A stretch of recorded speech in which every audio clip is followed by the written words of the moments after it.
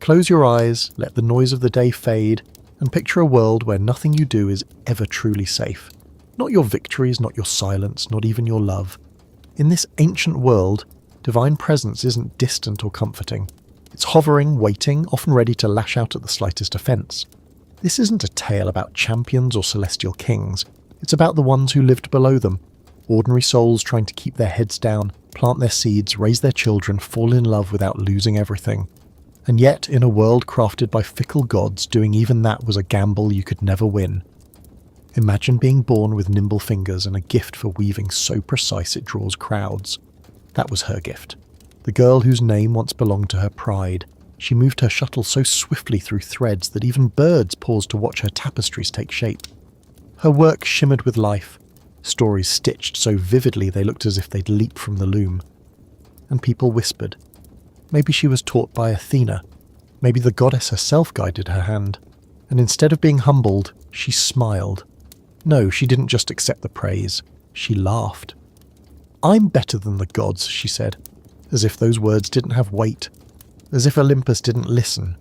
The goddess of wisdom, the one with eyes like storm clouds and armour that gleamed like justice, descended in silence. She came not to bless, but to challenge. The contest began, divine against mortal, thread for thread. The goddess, ever stern, wove order, righteousness, discipline, stories of punishment meted out and mortals punished for hubris. But the girl, oh the girl, her fingers told the tales no one was supposed to tell. Zeus, cloaked in deceit, seducing women who never asked. Poseidon breaking sacred ground and sacred bodies. Apollo chasing those who wanted only to be left alone. Her tapestry held no lies, only truth too sharp for the gods to bear. Athena saw it, and in her face came no smile, no nod of respect, only fury, not because the tapestry lied, but because it didn't. With hands carved from rage, she shredded the work. And then the girl, not to death, no, that would be too kind. Instead, she was reshaped, transformed into something that could weave forever but never again speak, never again boast. Legs instead of hands, thread from her gut. She became the spider, a punishment that echoes still in every corner of every room, silent but relentless. That was the cost of being seen. You see, the gods in that old world didn't sit above the clouds, smiling gently on their creation. They lingered in the shadows, their interest never a blessing, their gaze never harmless. To be exceptional was to be exposed. They watched for beauty, for defiance, for brilliance, not to honour it, but to snuff it out before it grew too bright. Mortals were their toys, their playthings, their warnings to the next dreamer. Think of a woman who fell for the wrong man, or rather, the wrong god. He promised her everything, whispered stars into her ears, promised love without consequence. Zeus, of course. Always Zeus. He offered her anything she asked, and she, seeking proof of his divinity, asked to see him as he truly was. Not the tender illusion, not the soft disguise, the real him. And though he warned her, begged her, swore she wouldn't survive it, he honoured her request, and when she saw his true form, her body was unmade. The brilliance alone turned her to ash. Their unborn son, because there's always a child, was saved only because the god sewed the fetus into his own thigh, and so Dionysus was born, stitched from sorrow and divine stubbornness, and the woman, just smoke in the wind. Another young woman caught his eye. Again, no fault of hers, just too pretty on the wrong day. To protect her from a jealous wife, he turned her into a cow. A gentle creature, eyes wide with confusion, trapped in a body that could not cry. His wife, clever and always suspicious, demanded the cow as a gift, and she gave the beast to a guard with 100 eyes. No escape, no rest, a tormenting fly buzzing behind her forever, driving her to wander the earth. Eventually, she was returned to human form, but by then she had learned the lesson carved into every myth. To be loved by a god is to be cursed. And even if you never sought attention, even if you walked softly and kept your prayers short, their hand still found you. A girl blessed with prophecy refused a god's desire. She said no, that's all it took, her gift remained but twisted. She could see every doom, every fall, every scream before it happened, but no one would ever believe her. She warned of war, of blood, of death. She screamed the future and everyone laughed. She was cursed not with madness, but with the unbearable truth and the burden of silence. Mortals were not punished for lying. They were punished for truth. There was a name for this kind of daring, this crossing of divine lines. Not just pride, not arrogance. It was a special word, a word that meant trespassing in the sacred, stepping over invisible fences only the gods could place. And when you crossed those fences, you didn't always die. Sometimes they left you breathing just enough to learn the lesson again and again. A queen once boasted of her children. So many of them, too many, more than the goddess with only 2. She mocked the divine womb, claimed she deserved more praise, more worship. But those 2 children were not ordinary. They were Artemis and Apollo, and they came like shadows under a blood moon. Her children died one by one, not fast but methodically, as if the gods wanted her to feel every heartbeat vanish. And when all was gone, they turned her to stone, frozen forever in grief. Her tears, they say, still flow from the cliffs of Anatolia. And even when mortals were granted favours, they came with hooks. A boy, desperate to prove his lineage, asked to drive the sun across the sky. His father, too proud to say no, handed over the reins of the blazing chariot. The boy soared but could not steer. The sun veered, dipped too low, scorched fields, boiled rivers, peeled the skin from the earth, and so the world burned. And the gods, always impatient janitors, threw a bolt of lightning and ended it. The boy fell flaming into a river that still carries his name. His story, like so many others, ended with fire and regret. Even war, that great machine of men, began with something so small, a golden apple. Not meant to feed, but to provoke. It was tossed at a feast by a goddess not invited. The inscription read, "For the fairest." 3 goddesses reached for it: power, wisdom, beauty. They needed a judge, and they found one in a shepherd prince, a man who should never have been involved in divine matters. Each goddess promised him something: victory, glory, love. He chose the most beautiful woman in the world, but she belonged to someone else. When he took her, the world was set ablaze. 1,000 ships set sail, cities fell, heroes bled. All because a mortal made the wrong choice in a game he never asked to play. And yet, avoiding the gods? Impossible. Their names lived in the cracks of the walls, in the flicker of flames, in the sound of your breath before sleep. Every corner of life was touched by them. They weren't hidden, they were sown into the world, and your only hope, to be overlooked, to live a life so quiet they'd never notice. Because once they did, your days were no longer your own. A man asked for everything he touched to turn to gold. He thought it a blessing, until his bread turned to metal, his daughter too. He begged for the gift to be undone, and it was, but the damage lingered in his bones. Because blessings from the gods came wrapped in curses. Others tried to sidestep doom. They saw their future and tried to trick it. But fate, older than the sky, older even than the gods, always found a way. A child told he would kill his father and marry his mother ran from his family to prevent it. But the ones he fled weren't his real parents. And in fleeing he ran directly into the prophecy. Every attempt to escape was a thread tightening around his neck. It was cruel, yes, but it was the world they knew. Why did mortals still pray to these gods? Why whisper their names? Because the gods made sense of the chaos. They turned lightning into warning, disease into consequence. They gave pain a shape and terror a story. They weren't saviors. They were symbols. They weren't meant to love you. They were meant to explain why the world hurt. To live in that time was to walk on a thin path through a storm. Your name could be carved in stone or swallowed by silence. Your genius, your beauty, your defiance. It could lift you or break you. The gods never played fair, and that perhaps was the only truth mortals could rely on. Because when the gods watched you, they were not moved by tears. They were moved by spectacle. They did not grant mercy. They handed down lessons, not gentle ones, not kind ones, but unforgettable ones.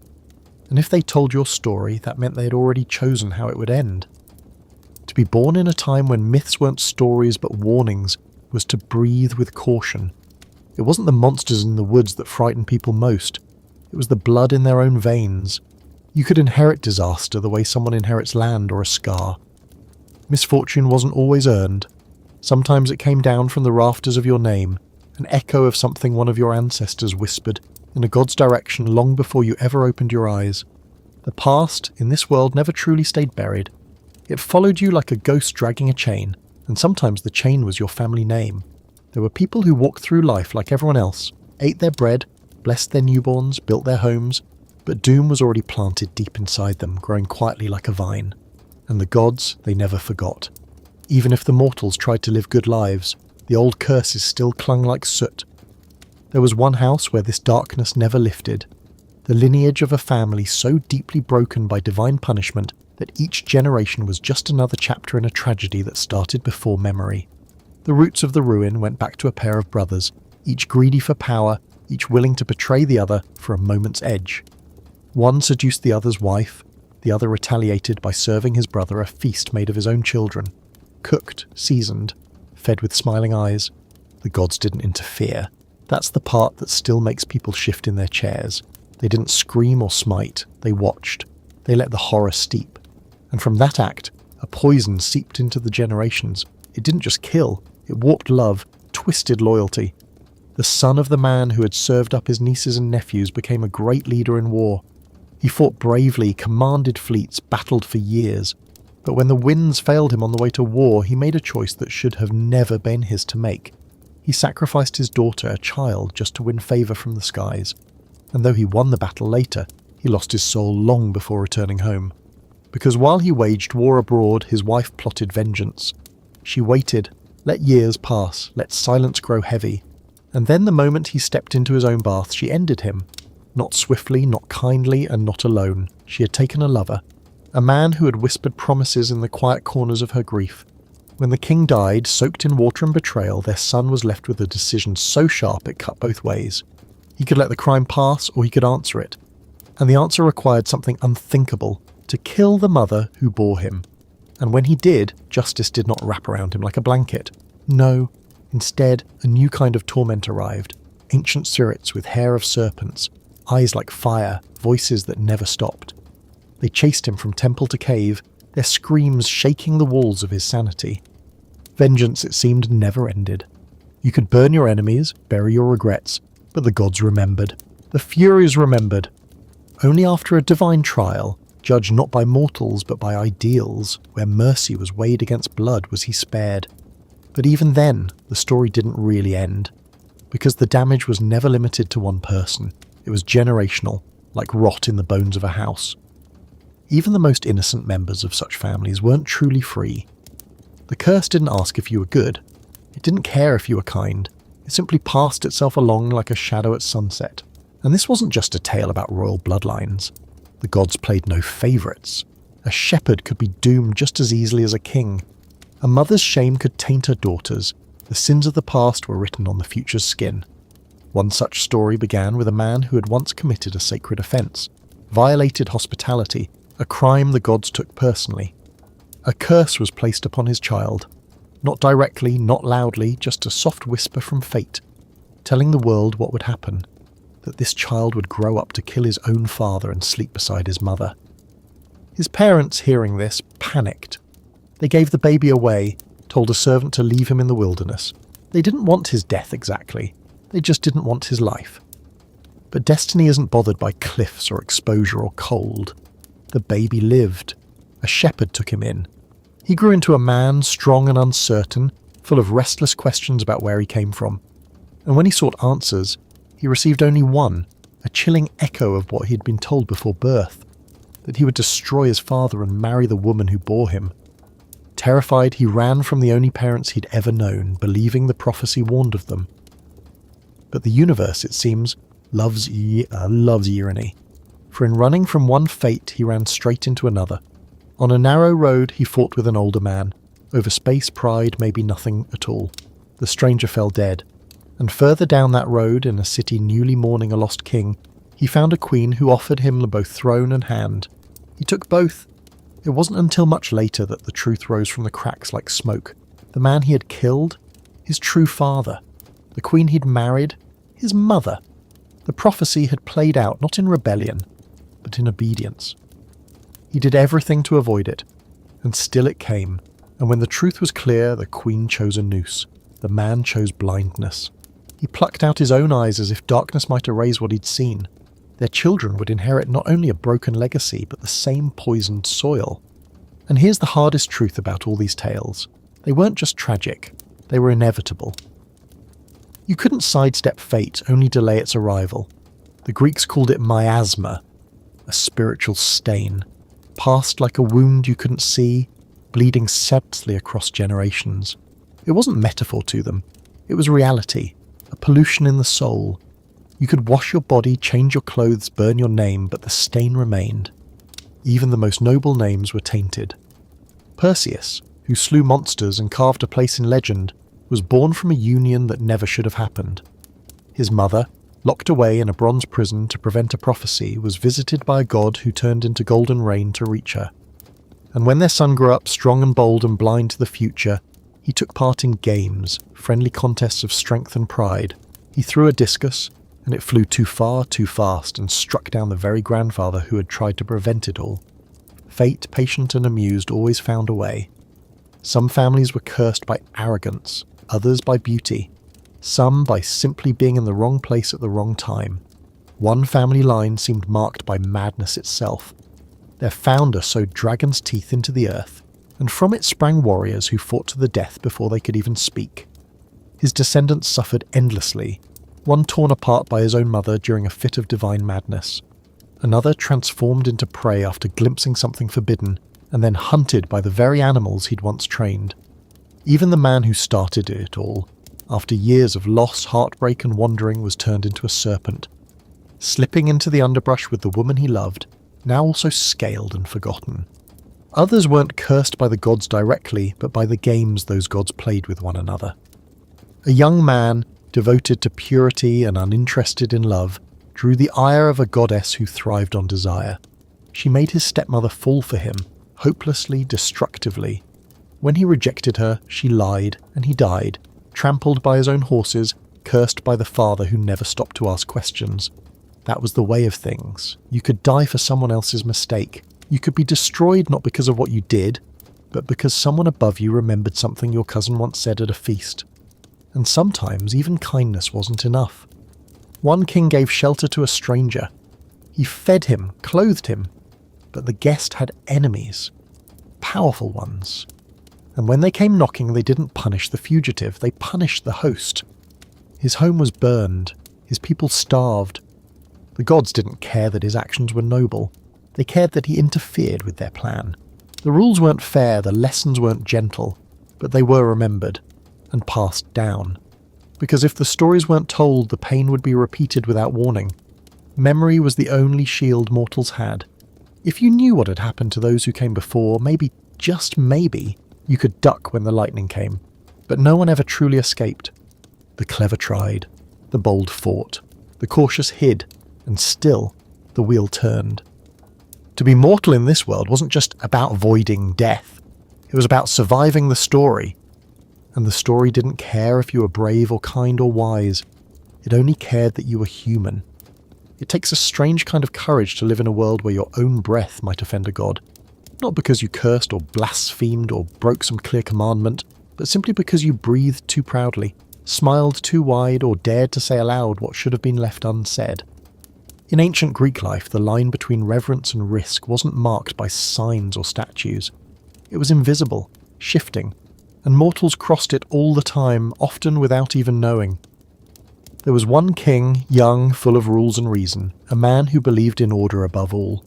He ruled his city with a straight back and a stiff jaw, saw chaos as weakness or devotion as madness. Then one day a new god came wandering through his land. Not a thunderer or warrior, but a strange one, born from a spark of grief and vine, a deity of joy that could flip into destruction without warning. His rites were wild, his followers wilder, and the king wanted none of it. He outlawed Zia medieval dances, arrested the singers, laughed in the face of the sacred, and when the god disguised in mortal skin stood before him, the king scoffed, called him a fraud, but that was his final mistake. The god lured him into the hills with a dare. Come see what you fear, come see what you mock. Dressed as a woman, hidden in robes, the king climbed through the trees, peered through branches, and the women, enchanted, didn't see a man. They saw a beast, and like hunting dogs unleashed, they tore him to pieces, his mother among them, her hands soaked in blood she didn't yet recognize. The god never raised a hand, just let the man walk into his own undoing. This was not uncommon. Punishment in those times didn't always arrive with thunder. Sometimes it came quietly, as a whisper of truth that no one wanted to hear. There was a soldier, brave and loud, who stood on the battlefield and shouted that not even the king of gods could stop him. The next moment he was nothing but smoke. One sentence, one breath, that's all it took to vanish. Even those who told the truth weren't spared, especially them. One girl, gifted with sight, saw every horror coming before it arrived. Falling walls, burning cities, her own end. But no one believed her. She screamed warnings that turned to laughter in the ears of others. That's how it worked. The truth without flattery was dangerous. It didn't matter how accurate you were. The gods didn't care for accuracy. They wanted obedience. Another young woman had a gift of her own. Not prophecy, but artistry. She wove tapestries with hands that seemed guided by something beyond mortal touch. But what she chose to depict was not safe. She didn't celebrate the glories of Olympus or the wisdom of the divine. No, she spun scenes of violation, deceit and betrayal. Real stories, but ones the gods preferred to ignore.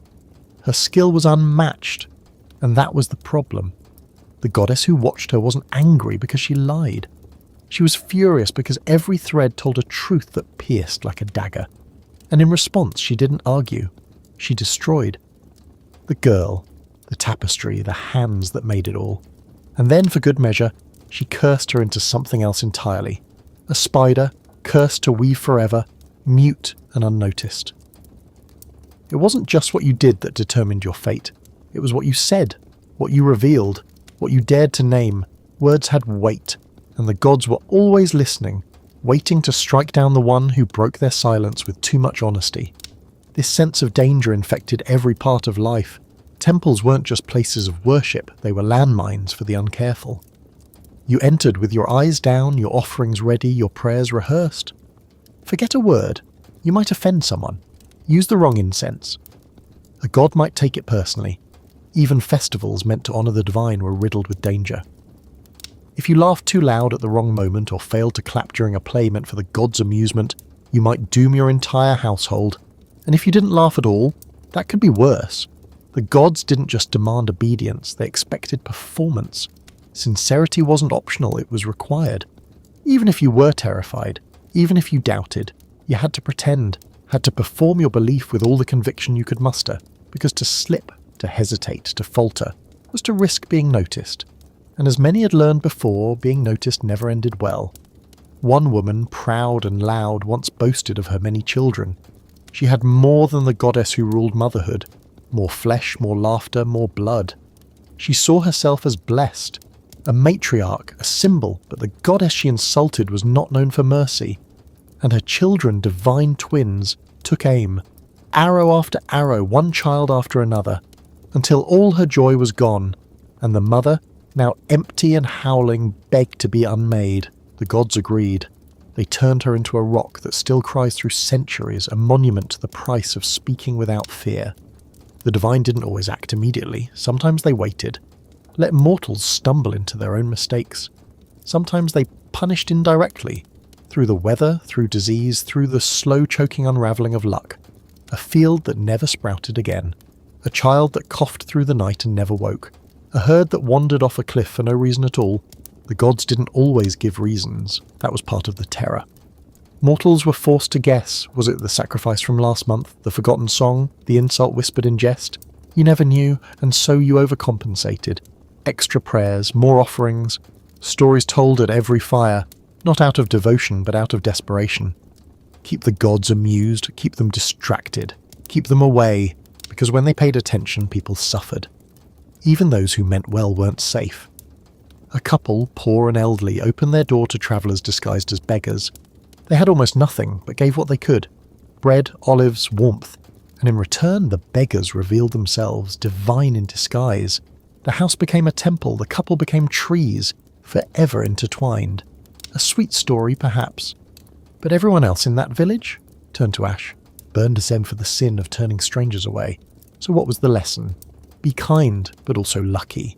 Be generous, but also invisible. Because the test might come at any time. You might open your door to a god, or you might spill your wine at the wrong altar. And either could be the end. The fear wasn't of death, it was of divine attention. Because there were worse things than dying. One man loved music, loved his wife even more. When she died too soon, bitten by a snake on their wedding day, he did the unthinkable. He travelled to the land of the dead, not to steal, not to challenge, but to Ahog. He played, he wept, and the rulers of the underworld for once listened. They agreed to return her, but with one condition. He could not look back, not until they were both above ground. He agreed, walked ahead. Her footsteps echoed behind him, and as the light of the living world approached, he began to doubt. Was she still there, or had they lied? He turned. She vanished. He lost her a second time, and this time it was forever. He returned to the surface, not with joy, but with silence, and some say he never played again. That was the kind of cruelty the gods excelled at. Not fire, not blades, but conditions. Tiny, precise, inescapable. Even when mortals did everything right, they could still lose everything. A man, noble in purpose, strong in spirit, healed the sick with hands blessed by a god. But he went too far. He began to raise the dead. He thought he was helping, but death had its place. It had a god too, and that god was angry. So Zeus stepped in, as he often did, not to mediate, but to destroy. A single bolt ended the healer, and when his father, the god of prophecy, tried to avenge him, he too was punished. That was justice in the eyes of Olympus. The gods were not consistent. They were not kind. They were powerful, and that was enough. Mortals knew this, felt it in their bones. They lived small, careful lives, hedged with rituals and silence. Not because they feared hell, but because they feared being turned into a cautionary tale. You could become a legend, yes, but more often you became a warning. And if you were lucky, you were forgotten. That was the safest fate of all. There's a particular kind of silence that falls when you realise your life was never really yours. That every step you took, every word you spoke, and every breath you drew was already part of a script written long before you arrived. That's what prophecy meant in ancient Greece. Not guidance, not reassurance, but a sentence disguised as foresight. You weren't being offered a chance to prepare, you were being handed your doom with a smile. The gods didn't whisper secrets of the future to help you avoid ruin. They whispered because they wanted to watch you scramble, to see how you'd try to escape, and how beautifully you'd fail. It's one thing to stumble into misfortune by chance, but it's something else entirely to know what's coming, to feel it in your spine and your gut, to see it like a shadow over your life and still be powerless to change a thing. A child was born in a great city, an heir, a blessing. And the moment his cries filled the room, a priestess pronounced the words that would haunt him forever. He would kill his father. He would marry his mother. His parents recoiled in horror. What could they do? They were royalty, yes, but prophecy didn't bow to crowns. They couldn't undo the future, but perhaps they could cheat it. So they gave him to a servant, told him to take the baby out to the wilderness and make sure he never returned. The man couldn't do it. Maybe it was pity, maybe it was cowardice, so he left the baby on a mountain, assuming the cold would finish what he couldn't. But the baby lived, found, raised in a different city, unaware of the blood in his veins. As a man, he heard whispers of his fate. Not the full story, just enough to chill him. Determined not to become a monster, he left the only family he'd known, ran from the ones he thought he'd harm, and in running he ran straight into the arms of prophecy. A quarrel on the road, a stranger dead, a city in need, a queen newly widowed. One puzzle piece after another clicked into place. He solved riddles, he saved lives, he married the queen, and then, slowly, dreadfully, the truth clawed its way to the surface. The stranger was his father. The queen, his mother. Every choice he made to escape his fate had delivered him into it. And when the curtain lifted, and the whole grotesque truth stood revealed, he clawed out his own eyes. There was no lesson in this, no grand moral, only inevitability. He wasn't alone. Prophecy in Greek stories wasn't an opportunity. It was a cage.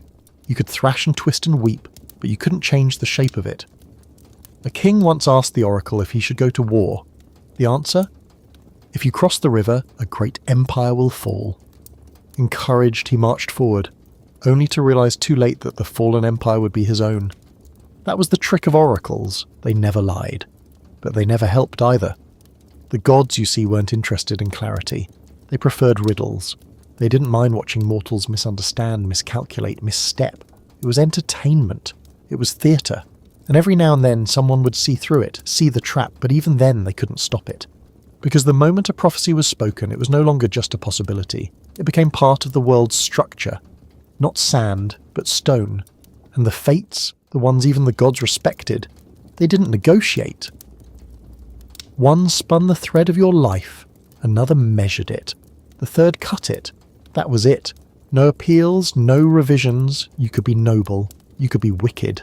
The scissors didn't care. Even the gods sometimes bowed to the fates. Zeus, king of Olympus, thunder hurler, could rage and roar, but he couldn't unwrite the thread once it had been marked. And the mortals? They never stood a chance. Some went mad trying to understand their destiny, others simply gave up. And then there were those who, like Achilles, embraced it. He knew from the start. Knew that if he went to war, he'd die young, but his name would echo through time. If he stayed home, he'd live a long, quiet life, unremarkable. No poems, no statues. He chose the blaze over the flicker. He chose the song over the silence. And when the arrow found him, fired by a coward, guided by a god, it struck the only place left unprotected. Not just his heel, but his story's end. Tragic, glorious, predictable.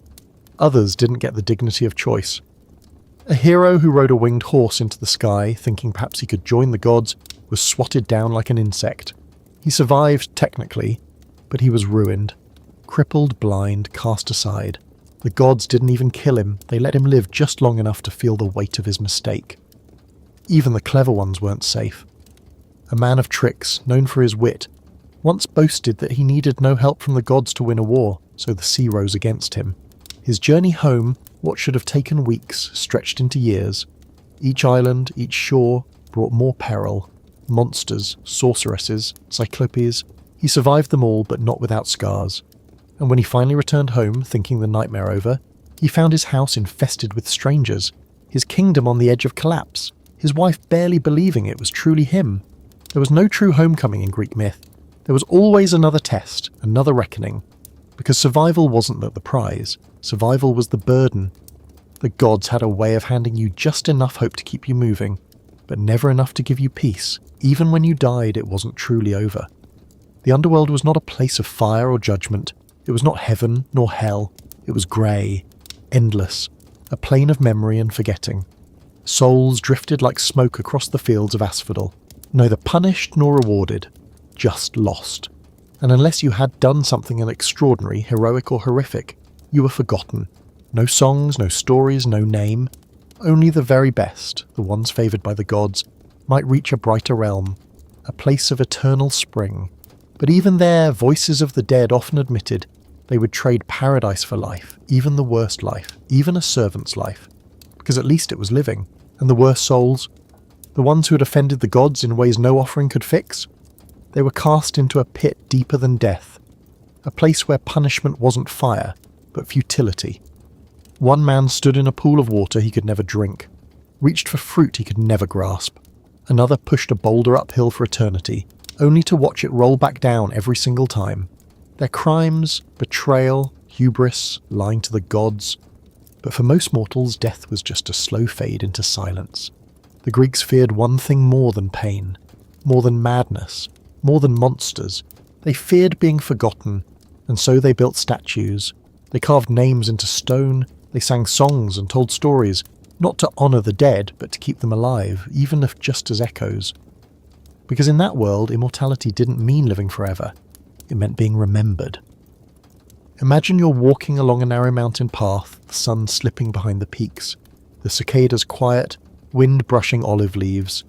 Then, without warning, something massive and breathing steps out from behind a boulder, something with scales and more eyes than rules. And in that moment, your status as a mortal means exactly one thing: you are prey. That's how it felt to be human in the mythic age of Greece. The world was never just rivers and trees and hills, it was also everything those things might be hiding. Caves weren't empty, they were homes to horrors. Oceans weren't just blue, they had jaws. Every forest had something watching, something so hungry. The monsters didn't need reasons, they didn't have tragic backstories or misunderstood motives. They existed, and their existence alone was threat enough. Some were born from the earth itself, or others were hatched in nightmares spun from divine cruelty. But all of them had one thing in common. They didn't care who you were, prince or peasant, wise or wicked, You bled the same. Take the Chimera, if you can even call that thing a single beast. It had the body of a lion, the head of a goat jutting from its spine, and a serpent for a tail. It breathed fire, because of course it did. What else would a creature like that do but set the world ablaze? It wasn't guarding treasure, it wasn't enacting revenge, it was just there, a walking disaster zone born of chaos, burning the land beneath its paws. Then there were the sea routes, those narrow places where sailors had to make impossible decisions. On one side, a whirlpool that could swallow ships whole, dragging them down like a drunk with a bottomless cup. On the other side, a creature coiled into stone with snapping heads and enough legs to make the bravest man vomit.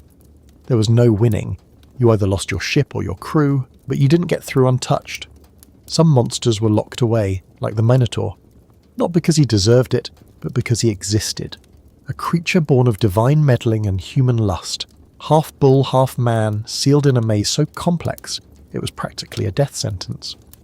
Every few years, a new batch of youths, fresh-faced, terrified, was sent into the labyrinth as tribute. They never came out, until eventually, one boy did. Smart enough to carry a thread, brave enough to swing a blade. But that victory, it didn't erase the years of sacrifice, it didn't bring back the others. There were creatures who asked questions, not to learn, not to converse, but as traps. The Sphinx sat outside a city, grinning with teeth far too white, and asked riddles. Failed to answer? You died. She didn't want to be challenged, she wanted to devour. It wasn't intellect she honoured, it was inevitability. One clever soul answered her correctly and ended her reign, but his reward? A marriage that would lead to tragedy beyond words. Solving the riddle didn't save him, it just delayed the doom. Others weren't so lucky. Some monsters weren't even visible until it was too late. The sirens, for example, perched on cliffs above the sea, sang songs sweeter than memory, softer than sleep. And sailors, strong men, hardened by storms and salt, would steer their ships straight into jagged rocks just to get closer to that sound. Their bones still littered those shores, a symphony of ruin. One man figured out a way to hear the song and live, by stuffing his crew's ears with wax and binding himself to the mast. But that's the exception, not the rule. Most were lost before they even knew they were being called. And then there was the Hydra. Cut off one head, two more grew. Not a metaphor, a reality. A lesson in the futility of violence, in the way some problems, no matter how many times you attack them, only multiply. Heracles faced that beast, but not because he wanted to, because he had to. A punishment assigned by a king who wanted him dead without saying it out loud. Each labour more dangerous than the last. Not glory, not adventure, just survival through torment. Heracles, in fact, was the unofficial exterminator of the ancient world. If a god made a mess, they sent him to clean it up. Not with thanks, not with blessings, with more suffering. He fought beasts with breath like poison. Birds that could rip flesh with a single pass. Horses that ate men whole, and when he completed each task, they just gave him another. Because in Greece, strength was not to freedom. It was a curse, a demand. Even the beautiful ones killed. Monsters didn't have to be hideous. Some were radiant, shining, like Medusa, whose hair writhed with serpents and whose eyes could turn you to stone. She wasn't born that way. She was made, not by choice but by punishment. A victim of assault blamed for her own violation, transformed into a thing others feared. And so she hid, and so she killed, until another hero came along, not to comfort or understand, but to decapitate. Her death was his fame, her head became his trophy. Even in death she served others. Some monsters were born from mortals, not divine, not cursed, just twisted. A king who served human flesh to the gods. Another who tried to seduce a goddess by force. These weren't creatures from the shadows, they were people who stepped so far beyond morality that the gods themselves had to respond. And when they did, they didn't just kill, they transformed into wolves, into flames, into lessons. Then there were those who suffered through love. Lamia, once a queen, bore children with a god. The wrong god, his wife jealous and merciless, slaughtered the babies. And Lamia, broken beyond repair, was cursed to never sleep. Driven to madness, doomed to devour other children. She didn't begin as a monster, she became one. And still mortals prayed to the gods, built temples, offered honey and wine, sang hymns, not because they adored their creators, but because they were terrified of their attention. The gods were not kind, they were not just, but they were watching, and that meant you had to act like they might care, just in case, because monsters, in the Greek imagination, weren't always separate or right from the divine.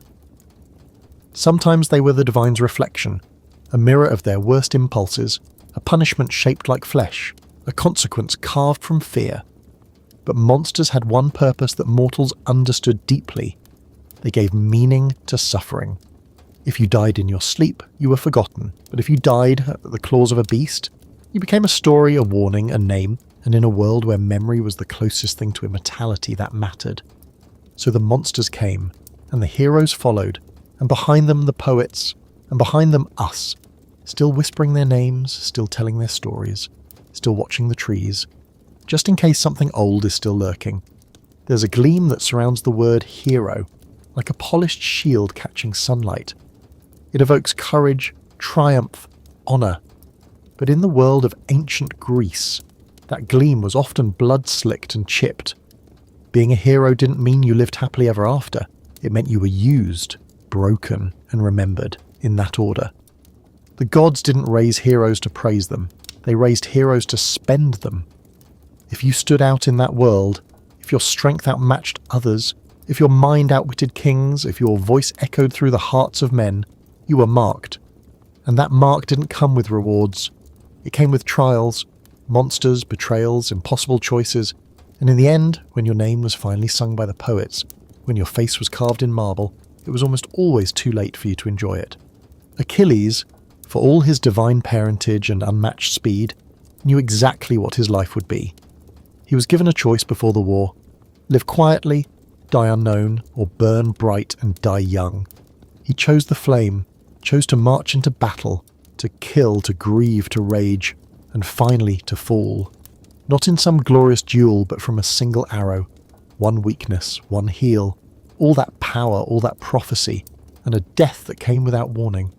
He was mourned, yes, remembered, immortalized. But he didn't get to see it. Heracles, stronger than any man who ever lived, was no less doomed. He didn't choose heroism. It was forced on him. After being driven to madness by divine will, he killed his wife and children, and for that he was assigned 12 labours, tasks meant not to uplift but to punish, cleaning filth, killing beasts, capturing horrors. Every victory scarred him deeper. He fought monsters, yes, but more than that, he fought the weight of guilt strapped to his back like a quiver of grief. When his labours ended, he wasn't freed. He was tricked by another wife, deceived by poisoned blood, and burned alive. The mortal part of him died screaming. The divine part was carried to Olympus, not in celebration, but in resignation. Even the gods had to acknowledge what they'd taken from him. Jason, leader of the Argonauts, sailed with legends at his side, faced trials by sea and land, won the Golden Fleece, but only because a powerful woman helped him, Medea. She betrayed her family for him, killed her brother, lied, sacrificed everything, and when they returned, he cast her aside like a garment worn through. She didn't weep, she retaliated. She killed their children, left him shattered. And in the end, Jason didn't die in battle or glory, he died alone, crushed by the rotting timber of his old ship, the past collapsing on him quietly and without honour. That's the kind of ending the gods preferred. Not just death, irony. Heroes weren't rewarded with peace. They were punished with memory. Even the cleverest among them, Odysseus, paid a steep toll. He ended the Trojan War not with a sword but with a lie. The wooden horse, a deception wrapped in beauty. It worked. The gates fell, Troy burned. But when he boasted, when he claimed the victory as his own, the sea turned against him. His journey home stretched not over days but decades. Each stop another trap. A witch who turned men to pigs. A cyclops with a taste for human flesh. A temptation to forget everything and live forever. And when he finally returned home, ragged, hardened, changed, his house was filled with strangers. His wife tested him. His son barely recognized him. His kingdom was not waiting with open arms. It was rusted, tense, suspicious. And even after he reclaimed it, his story didn't end. Peace eluded him. Rest was always just out of reach. That was the unspoken truth of being a hero. You weren't allowed to stop. The moment you rested, you slipped into myth, and the living had no use for myths. Bellerophon was another. He tamed Pegasus, slew the Chimera, rose like a comet, and then he made the same mistake so many others had. He tried to reach Olympus itself, not in arrogance perhaps, but in longing, a desire to stand among the gods. They didn't let him. They sent a fly. That's all. A single bite. The horse reared. He fell, and though he lived, he was crippled. He wandered until death claimed him, unrecognized and unloved. Because the gods don't like mortals who climb too high. Even Ajax, mighty in battle, unmatched in strength, was broken not by war but by disappointment. After Achilles died, his armour was to be awarded to the next greatest warrior. Ajax expected it. Odysseus received it. And in the throes of humiliation and rage, Ajax planned revenge. But the goddess Athena clouded his mind. He attacked livestock, believing them to be men, and when clarity returned, and he saw what he had done, he fell on his own sword, not slain by enemy, slain by shame. This wasn't rare, it was the pattern. To rise high in Greek myth was to risk everything, and the higher you rose, the closer the gods came with their hands ready to swat you down. Not because you had sinned, not because you had failed, but because your greatness had become inconvenient. Kleos, the glory of deeds, was the only immortality mortals could hope for. The underworld was bleak. No golden afterlife, no reunion with loved ones, only shadows, only silence. So they fought, they burned, they bled, because songs and statues were the only afterlife that sang. And yet even then, the glory faded. Perseus, who killed Medusa and rescued a chained princess, vanished into the background after his great deeds were done. His name survived, but he didn't. He melted into obscurity like a hero who had outlived his usefulness. Even those who resisted heroism weren't spared. Atlanta, swiftest of all, made a vow. She would only marry the man who could beat her in a race. Many tried. All failed. Until one man, with divine help, used golden apples to distract her. She lost. They wed. And then, in a moment of passion, they desecrated a sacred temple. The gods punished them, not with death, but with transformation. Turned into lions, forever pacing, never touching, bound together but alone. Love too was no sanctuary. Heroes fell not just to enemies or monsters, but to the weight of desire. Phaedra fell for her stepson. He rejected her. She lied. He died. Medea, betrayed by the man she had saved, answered with fire and blood. Helen, whose beauty sparked a war, was more symbol than woman. Her choices, her silence, her smile, they became justification for slaughter. The gods played with passion like it was thread, tugged it, twisted it, watched it burn. Even those who healed, like Asclepius, son of Apollo, found no peace. He learned to raise the dead. A miracle, a defiance. The gods responded swiftly, a thunderbolt, erasure. And his father, furious, struck the makers of the bolt in vengeance. The result? Banishment. No good deed went unpunished. To be a hero was to volunteer for pain, or to be drafted into it. The gods needed stories. They needed names. They needed examples. And mortals, brave or foolish or desperate to matter, stepped into the fire willingly. They knew the cost. They knew they'd likely die. But to die quietly, that was worse. Because to live in that world was to live in a story already underway, one you didn't write, one that might remember you but never love you back. And still, they fought. Still, they carved their names into cliffs. Still, they chased the kind of glory that left behind echoes. Not for riches, not for peace, but to be remembered. They say love is what makes life beautiful, that it's the gentlest force we know. But in the myths passed down from crumbling temples and worn-out scrolls, love was anything but gentle. It was not rose petals and whispered promises. It was thunder disguised as longing. In the stories of ancient Greece, love was a tempest in disguise, a flicker of divine madness, a trial mortals rarely survived intact. It wasn't about tenderness, it was about surrender. And for most who felt its touch, the ending was not a kiss, it was a curse. There was a sculptor once, alone, devoted to his craft, his tools and stone the only companions he needed. And one day, from ivory, he carved a woman, not as an artist, but as a dreamer shaping his ideal. Not a real person, a fantasy. He spoke to her, dressed her in fine cloth, pressed lips to unmoving marble, Then he went to the temple of Aphrodite, not to find love, but to ask for her to bring the statue to life.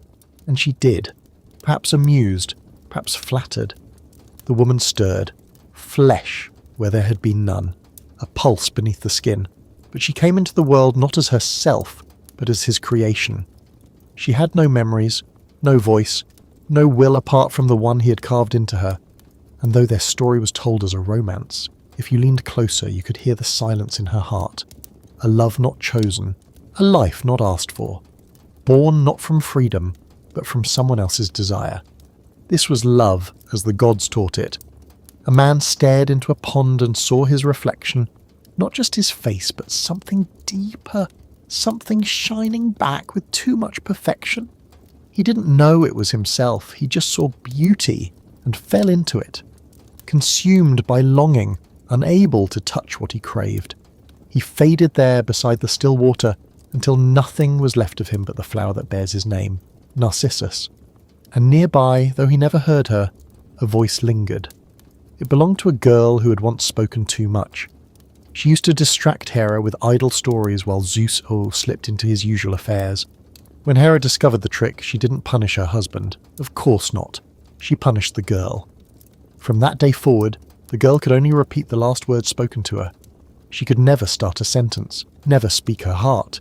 That was her punishment. To echo, always. She fell for Narcissus, couldn't speak her love, could only mimic his indifference. And when he perished, so did she. Her body gone, only her voice remaining, lost in caves and cliffs, echo. In these stories, love didn't just hurt, it erased. Even when love was mutual, it rarely ended in joy.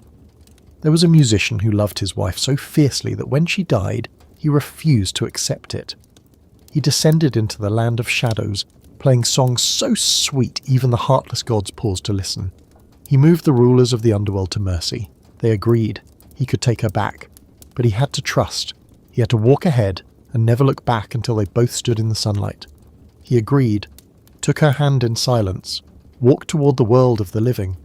But the farther they went, the louder his doubt became. What if she wasn't really there?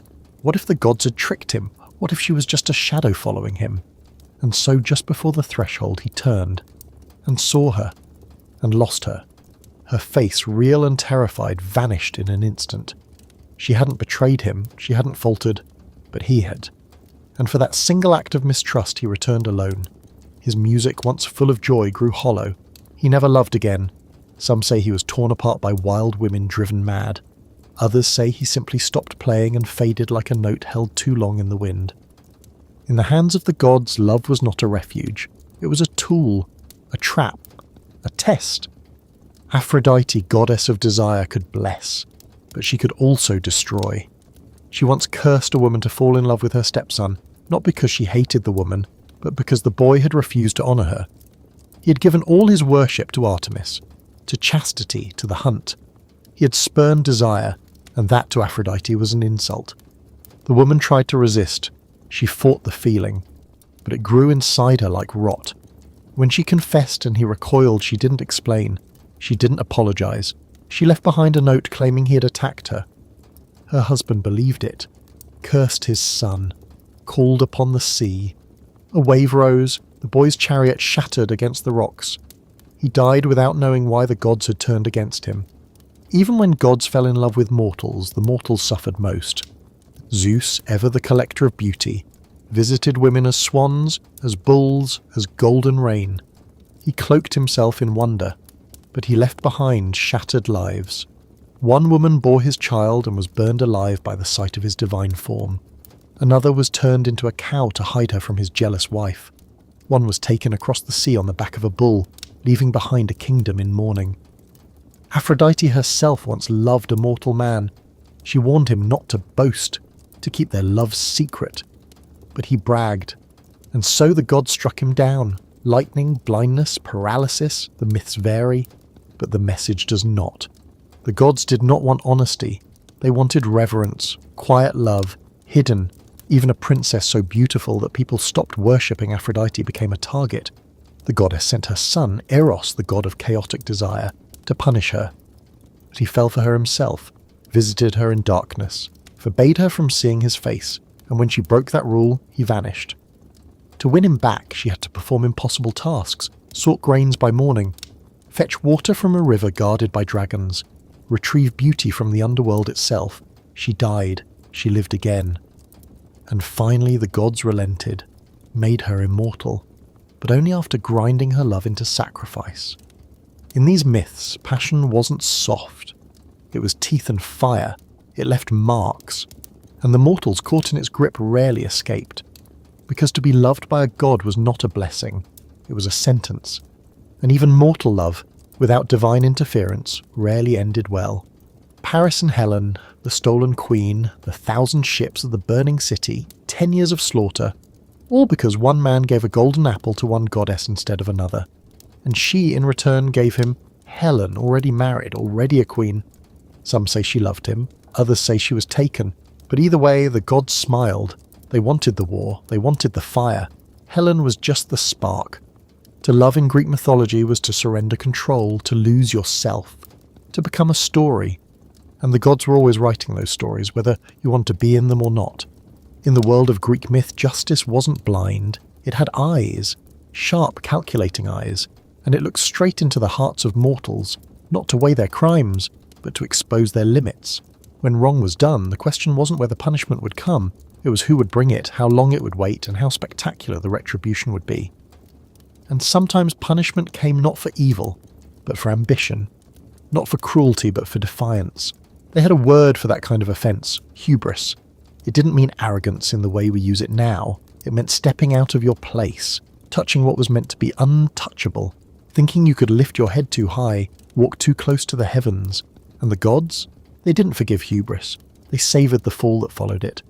One man built wings, feathers fastened with wax, not for power, not for domination, just to escape a tower.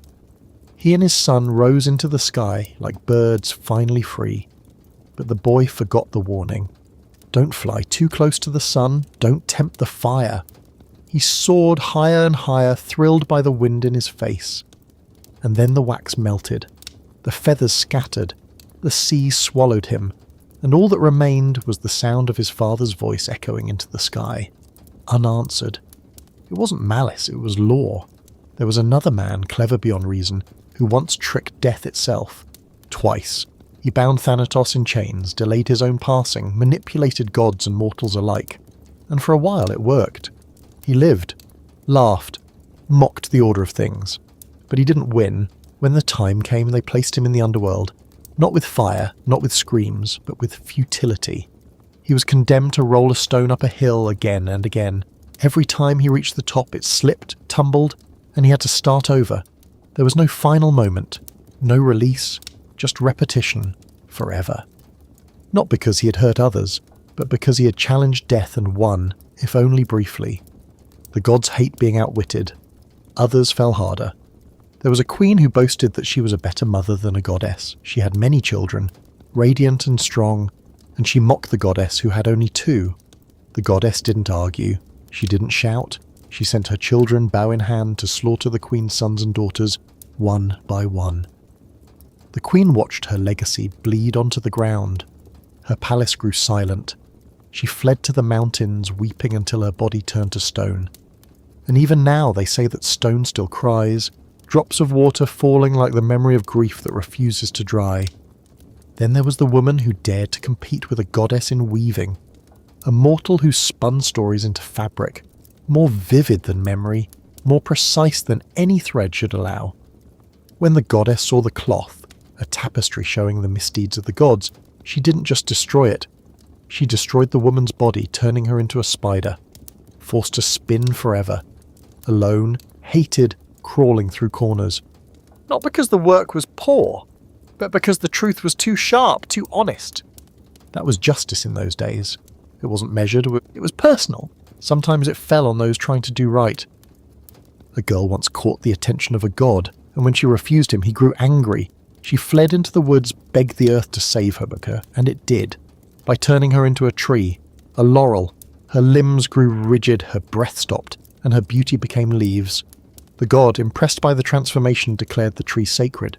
But the girl was gone, her silence now eternal. Even those who served the gods weren't safe. There was a priestess sworn to keep her vows untouched, unbroken. But when Poseidon desired her, he took her, right there in the temple of Athena, and instead of punishing him, the gods turned on her. They transformed her into something feared, something lethal. Her hair became snakes, her gaze became stone. She hadn't asked for this fate, but she bore it, until a hero came, not to help her, but to kill her. He cut off her head and carried it like a weapon. Her power, her pain used to slay other foes.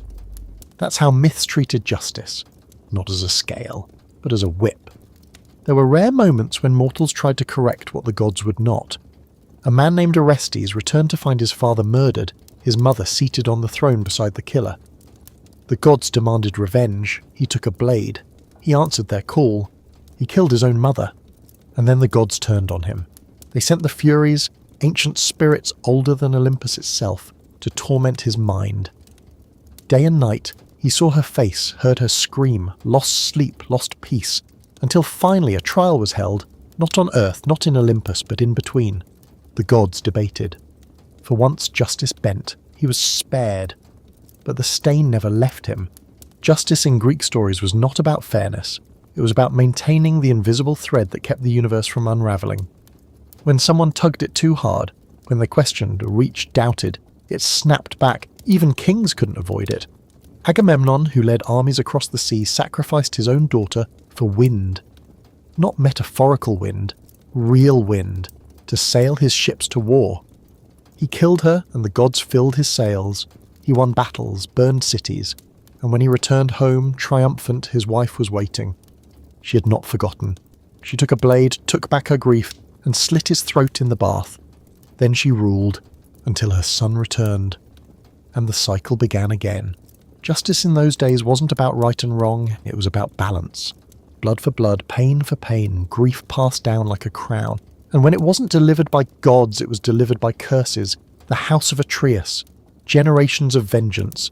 Children eating their siblings. Fathers killing sons. Wives betraying husbands. Over and over the wheel turned. Not because any one of them was born evil, but because the curse clung to their name, like smoke, like shadow. They couldn't scrub it out, they could only pass it on. Even the heavens weren't immune.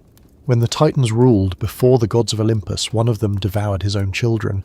Not out of madness, but out of fear. A prophecy said one would overthrow him, so he swallowed them whole. One escaped. And when he grew strong, he returned. Cut open his father, freed his siblings, claimed the sky. Justice? Perhaps. But from that day forward, every king of the gods knew what it meant to sit on a throne. To rule was to wait for your end. To fear the one who would come next.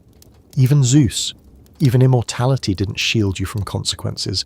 That's the truth myths whisper, if you listen closely. Not that justice is always served, but that it always remembers. It doesn't forget. It may come slowly, disguised as mercy, hidden as fate. But it comes. And when it does, it doesn't knock. It opens the door. In the mythology passed down from the smoky fires of ancient Greece, there was one force no one, neither man nor god, could argue with. Not armies, not prayers, not love, not even the thundering wrath of Olympus could stand against it. It had no face, no weapon, no voice, and yet it was more powerful than all the names etched into the marble. That force was fate. You could live wisely. You could act with caution, you could beg the gods for mercy. But if the thread of your life had already been measured, if your ending had already been spun, it would come, sooner or later, in the most unexpected way, or in exactly the way you feared. Fate to the Greeks wasn't a riddle, it was a rope. You might not see its full length, but you always felt it around your ankle, trailing behind you. And every now and then it tugged, just slightly, a reminder. They imagined it like weaving. 3 sisters, ancient beyond imagining, sitting by some cosmic loom. One spun the thread, another measured it. The third cut, not cruelly, not emotionally simply, because it was time. And when they cut, your name didn't matter. Your glory, your pain, your family weighed nothing. Only the thread mattered. Kings feared these sisters.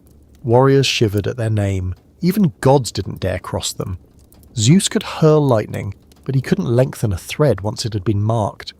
Apollo could cure disease, but not reverse a cut line. Athena could scheme and guide, but she couldn't outthink what had already been written. This is what made the Greek world so mercilessly clear. You weren't punished for not knowing, you were punished for believing you could change what was already in motion. One king heard a prophecy.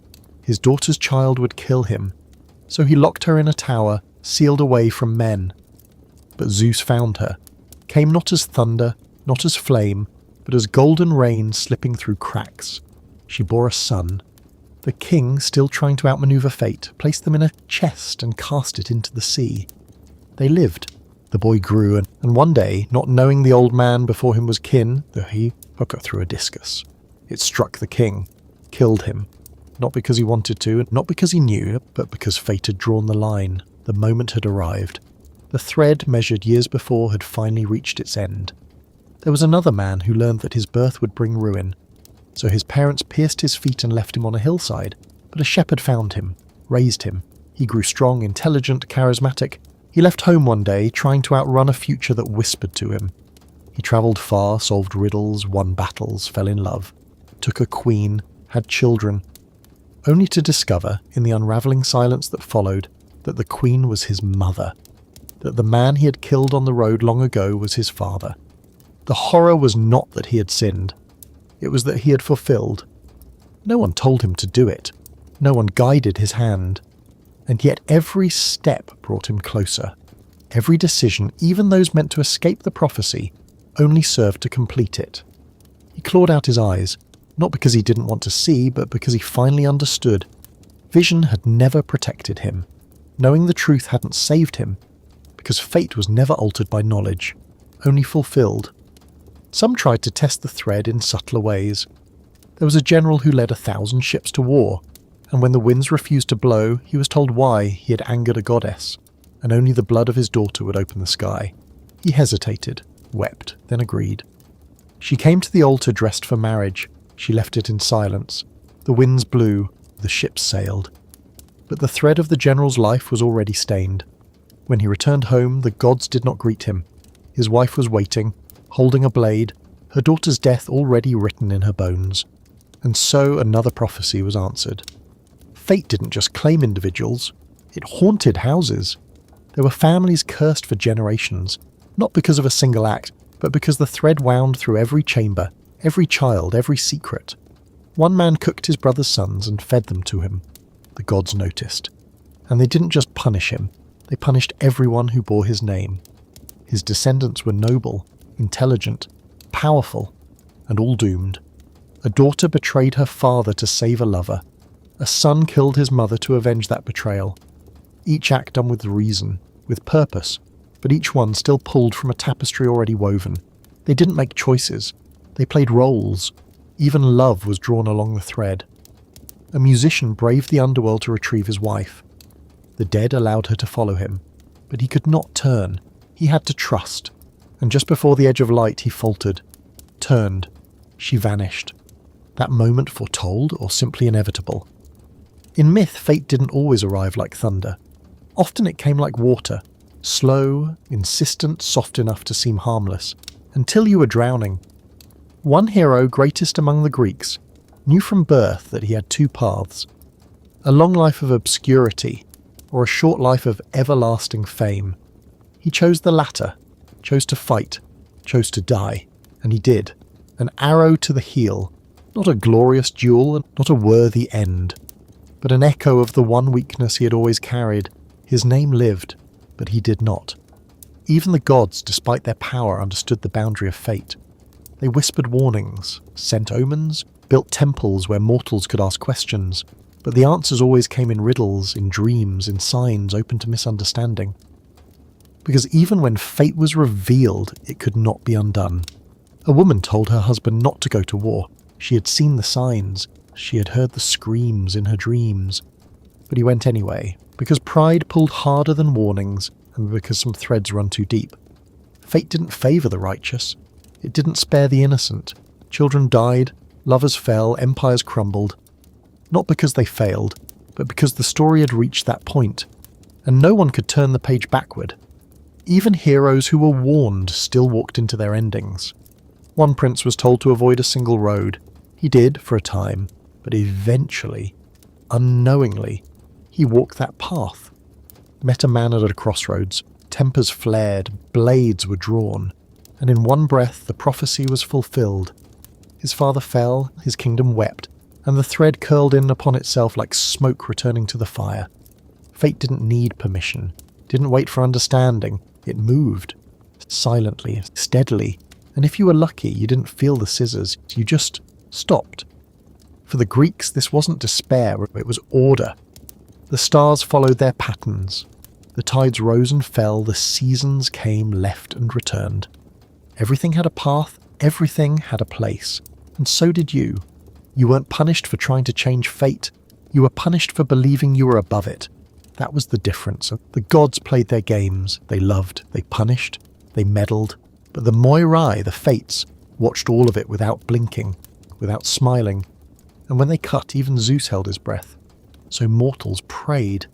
Not for immortality, not for eternal happiness, but for grace. For a good thread, one that might end in dignity. Or if not that, at least remembrance. Because if you couldn't escape fate, maybe you could meet it standing. There's a place where all roads end, where the flame in every breath eventually sputters out and becomes mist. To the Greeks, it wasn't a question of if you'd arrive there. It was simply a matter of time. Death wasn't feared because it was unknown. It was feared because it was inevitable. And what waited on the other side wasn't a paradise of reward nor a pit of fire. It was something much colder, much quieter. The afterlife wasn't a comfort. It was a shadow. They called it the underworld. Not hell, not punishment by fire, but a realm beneath, carved from silence and stone. It was ruled by Hades, the brother of Zeus and Poseidon. He didn't rage like the thunderer. He didn't surge like the sea. He ruled with restraint. A god who didn't seek war, but who never loosened his grip. Hades didn't need to chase souls. They came to him.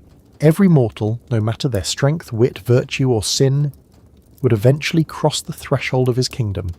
Even kings, even heroes. It began with a crossing, a river of forgetfulness winding through the dark like a serpent of sorrow. The dead gathered at its banks, no longer bleeding, but still tethered to the weight of their former lives. And there they waited for the ferryman.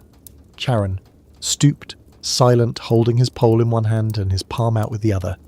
He demanded payment, a coin, placed under the tongue or upon the eyes of the deceased before burial. Those without it wandered the shores, voiceless, faceless, slowly dissolving into the grey air. Even in death you had to pay your way. Charon's boat cut across the water in silence toward gates guarded by a creature not born of the world above. Cerberus, the hound with 3 heads, eyes that saw past lies, and a bark that echoed like mountains cracking. He did not fetch, he did not play, he did not chase the living. His job was simple, let no soul escape. Beyond him lay the court, not of kings, but of memory. The newly dead were judged, not by Hades alone, but by 3 ancient figures who once walked among mortals. Now they weighed truth against breath, not for salvation, not for revenge, but for sorting. Those who had lived with cruelty and waste were sent down further still, into a deeper place. A pit called Tartarus. It wasn't just fire, it was repetition, isolation, futility, punishment designed not to hurt the body but to hollow the spirit. There a man pushed a boulder forever. Another was lashed endlessly. One stood in a pool that vanished every time he reached for water, with fruit hanging just out of reach above his head. Temptation and starvation combined. These were not demons. They were mortals who tried to cheat the order. Those who had lived virtuously were sent to a different place. Not paradise, not in the way modern minds imagine it, but a field of peace. The Elysian plain.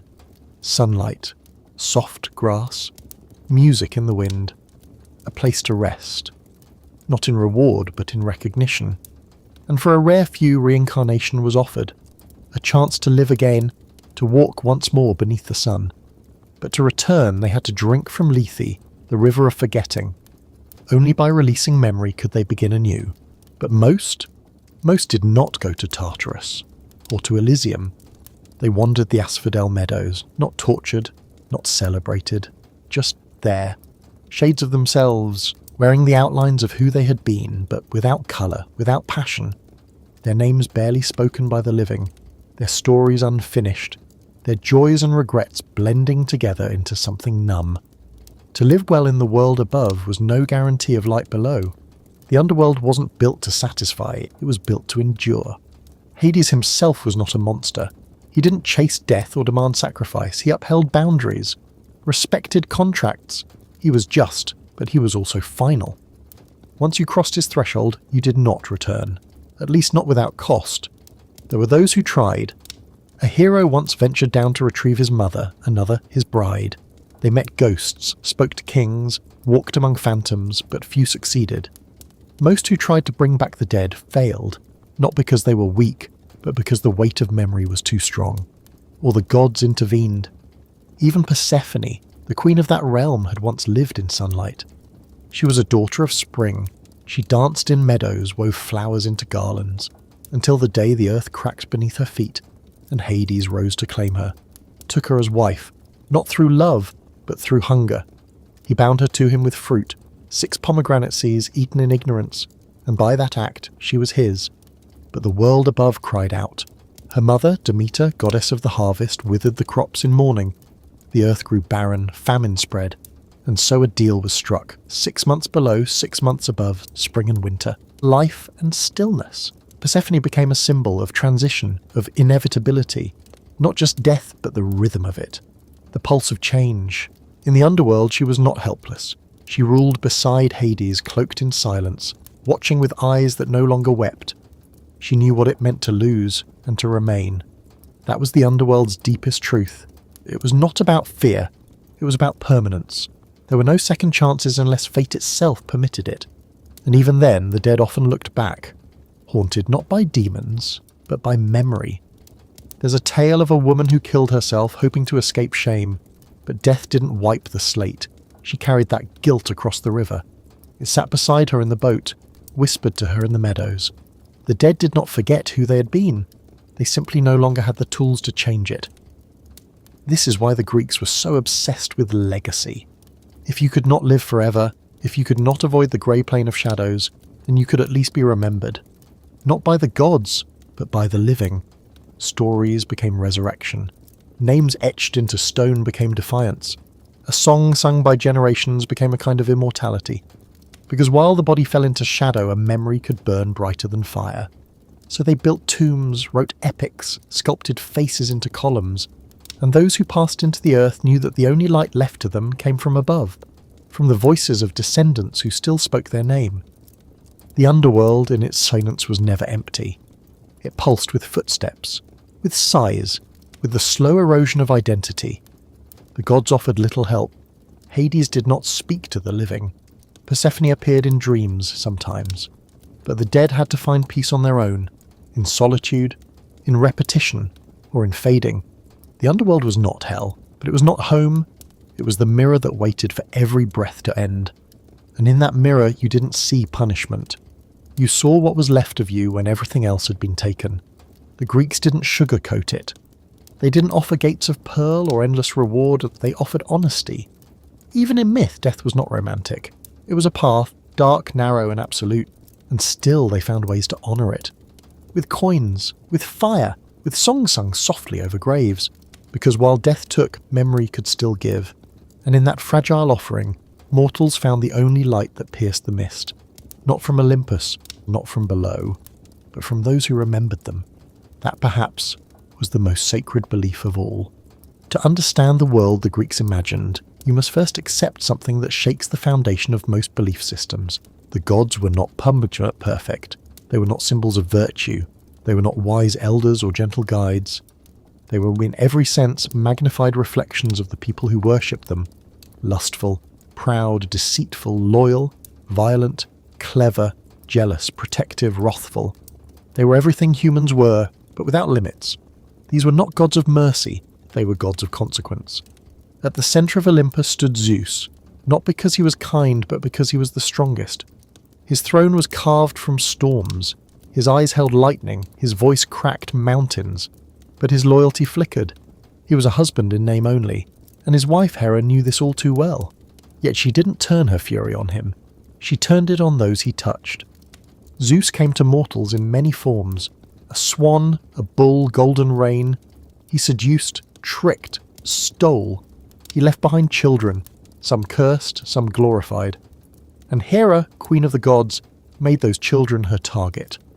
Her vengeance wasn't limited to mortals. It burned through villages, warped destinies, poisoned dreams, not out of cruelty alone, but out of pride, because to be betrayed and powerless was something even a goddess could not bear. Then there was Poseidon, god of the sea. He didn't roar like Zeus or burn like Apollo, he surged. He held the oceans in his grip and his moods moved with the tides.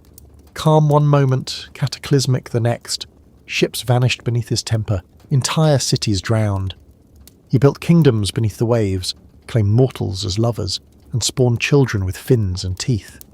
The sea was his heart, deep, shifting, unknowable. When insulted, he didn't always strike immediately. He waited, let resentment ripen. And when it bloomed, it didn't just harm the guilty, it swallowed anyone near them. Even the most heroic men found themselves cursed by Poseidon, not because they had wronged him personally, but because they had touched what was his. Or worse, bragged. He hated arrogance more than weakness, because in his eyes, the sea always reminded the world who truly held power. And then there was Athena, goddess of wisdom, of strategy, of war not waged in rage but in calculation. She didn't scream, she planned. She didn't seduce, she outthought. Born from Zeus's head, fully armoured, spear in hand, she was the sharpest mind on Olympus. Mortals loved her not because she was warm, but because she offered clarity. She guided kings, whispered tactics, built cities. She valued intelligence above impulse, but make no mistake, she was not kind. A woman once claimed to be her equal in weaving, and though the tapestries proved it, Athena would not allow the comparison to stand. She destroyed the work, broke the pride, and transformed the woman into a spider, forever spinning, forever remembering. That was Athena's mercy. She spared the body but not the soul. Then came Apollo, bringer of light, god of the sun, poetry, music, medicine, and prophecy. Beautiful, brilliant, unbearable, and he was the golden child, literally and figuratively. But beneath his brilliance lay a dangerous flaw, the belief that beauty made him right. He fell in love often, but his love came with strings, with force, with tragedy. One woman fled him and became a tree. Another fell to illness. One, cursed by his gift, could see the future, but no one would believe her. Apollo hated being denied. And when he sang, it wasn't always praise. Sometimes his verses were daggers. Sometimes his light scorched instead of healed. His sister Artemis was different. Wild, fierce, untouched. Goddess of the hunt, of the moon, of independence. She guarded the forests, moved through shadow, protected women who refused to bow. She demanded purity, not just in body but in will. One man saw her bathe, not by intention, not with lust, just by accident. She turned him into a stag. His own hunting dogs tore him apart. Her justice didn't wait for defence. It arrived swift and final. To please Artemis was to respect silence, restraint, distance. To cross her was to vanish. Ares, meanwhile, stood on the other end of war. He didn't plan like Athena. He charged. He screamed. He bathed in blood. The Greeks didn't love him. They feared him. He was passion without direction, violence without cause. He brought chaos wherever he went. But still, he was a god. Still, they prayed to him before battle. Not for honour, but for survival. He represented that part of the world that burned without reason. And Aphrodite, she was not gentle love. She was the storm of desire, born from the sea foam, radiant beyond comparison. She didn't coax affection, she ignited obsession. Wars began over her. Men and women alike lost their minds for her favour. But she wasn't interested in monogamy or restraint. She had her lovers, Ares among them, and she toyed with hearts like a musician tunes a lyre. She could bless a couple with irresistible chemistry, or tear them apart with a glance. Love in her domain was never safe, it was wild, it was cruel, and it was unstoppable. Hephaestus, her husband, was her opposite. God of fire, a forge of craftsmanship, lame from birth, rejected by his mother, thrown from Olympus. He built wonders, thrones that trapped their occupants, armour that gleamed with magic. He was clever, loyal, constant, and yet even among the gods he was mocked. Because beauty ruled, and he had none. Still he endured. He created. And though Aphrodite betrayed him, he kept shaping the world with his hands. There were others, Hermes, the trickster and messenger, who moved between worlds with ease. He stole as easily as he spoke, guided the dead, protected travellers. He was clever and dangerous, the god of movement, of boundaries broken and redefined. He didn't care for rules, he cared for results. And Dionysus, he was the god of wine, of ecstasy, of release. His followers danced until they forgot their names. His rituals blurred the line between man and animal, mind and madness. He wasn't just about pleasure. He was about transformation, about shedding the skin of society to become something raw, something primal. His arrival was often joyful, but sometimes people danced themselves to death in his name. Each of these gods held dominion over sea, sky, thought, love, war, craft, death, and madness. But none were complete. Each had flaws, and each had wounds, and this is what made them gods, not perfection, but the power to shape the world regardless of their imperfections. Mortals didn't love the gods because they were good.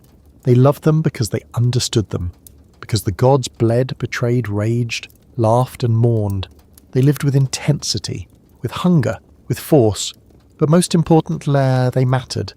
Every storm, every harvest, every birth, every death tied back to Olympus. And while the gods rarely gave without asking something in return, they were still called upon. Because to walk the earth without their notice was worse than being struck by their wrath. At least Wrath acknowledged you. In Greek myth, to be ignored by the gods was the same as never having existed. So people sacrificed, built temples, carved prayers into stone, not because they believed the gods were kind, but because they knew the gods were listening. And that was enough. To walk through the world of ancient Greece was to breathe in a constant awareness of the divine, not as distant, holy figures resting on high, but as immediate presences capable of tilting your life without warning. The gods weren't background legends or poetic metaphors. They were woven into the dirt, the wind, the silence before a decision, the tremble in a child's cry. They were always listening, always watching, and you never quite knew if their gaze was a gift or a trap. Mortals did not worship out of peace, they worshipped out of necessity. Not to express love, but to maintain balance, to keep themselves safe from the tempers and whims of those who ruled beyond the clouds. It was a system built not on trust, but on fear disguised as reverence. And that fear shaped every ritual, every offering, every whispered prayer that clung to the edges of dusk. Offerings were not symbolic. They were insurance. A cow sacrificed before a voyage was not a celebration. It was an attempt to buy good weather. Wine poured into the soil was not about gratitude. It was a plea to the unseen to stay kind just a little longer. Even grain scattered on a hearth had weight, because every act of giving was matched by the deep-rooted hope that something worse might be kept at bay. People did not pray because they believed the gods would always help. They prayed because the gods might notice if they didn't. This uneasy bond between mortal and immortal was a contract written in breath and broken glass. There were rules, but they shifted like sand, and even the faithful were not immune to punishment. Devotion was not armour. In fact, sometimes the gods turned on their most devoted just to remind the world how fragile the boundary truly was. There was a farmer once who tended a single olive tree every day for decades. He offered its fruit to Athena, wove wreaths in her honour, never missed a festival. But when his land became fertile and his village praised his name, he forgot to say thank you, just once.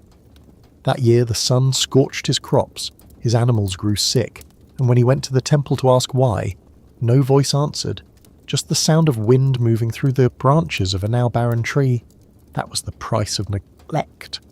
One missed gesture, one breath of pride, one moment where the gods didn't feel seen.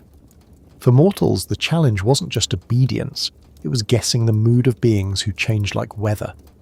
What pleased Zeus one season might anger him the next. What Artemis tolerated yesterday might trigger her wrath tomorrow. This unpredictability turned worship into a delicate dance, where the goal wasn't to be right, it was to avoid being wrong. It created a culture obsessed with signs. A bird flying east could mean fortune or disaster. A dream of falling teeth could signal death or birth.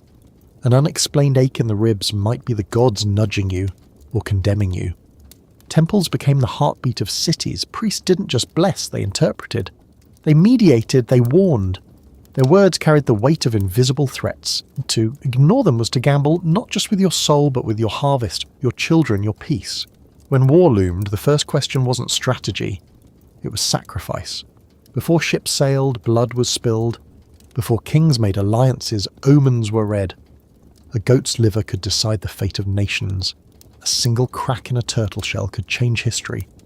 Because the gods did not reward logic. They rewarded attention, and mortals learned quickly that nothing angered the divine more than being forgotten. Yet for all the fear, for all the bargaining, there was also beauty in the relationship. Not because the gods were just, but because they were there, present, intertwined with the fabric of life. A child born healthy was seen as a direct sign of favour. Rain after a long drought? Proof that a prayer had reached Olympus. A dream that helped solve a problem? A quiet nudge from Hermes. These moments made people feel less alone, less powerless in a world too big to understand. The presence of the gods gave structure to chaos. They didn't eliminate pain, but they gave it meaning. They didn't prevent death, but they made life feel watched. That feeling of being seen, however frightening, mattered. Even the disasters had explanations. If a storm destroyed your crops, it was because Poseidon was offended. If illness spread through your home, perhaps Apollo's arrows had flown too close. If your marriage fell apart, maybe Aphrodite had withdrawn her blessing. Pain was never meaningless. It always had a divine source. And in that twisted comfort, mortals found endurance. Because if a god caused your suffering, then maybe, just maybe, they could also end it.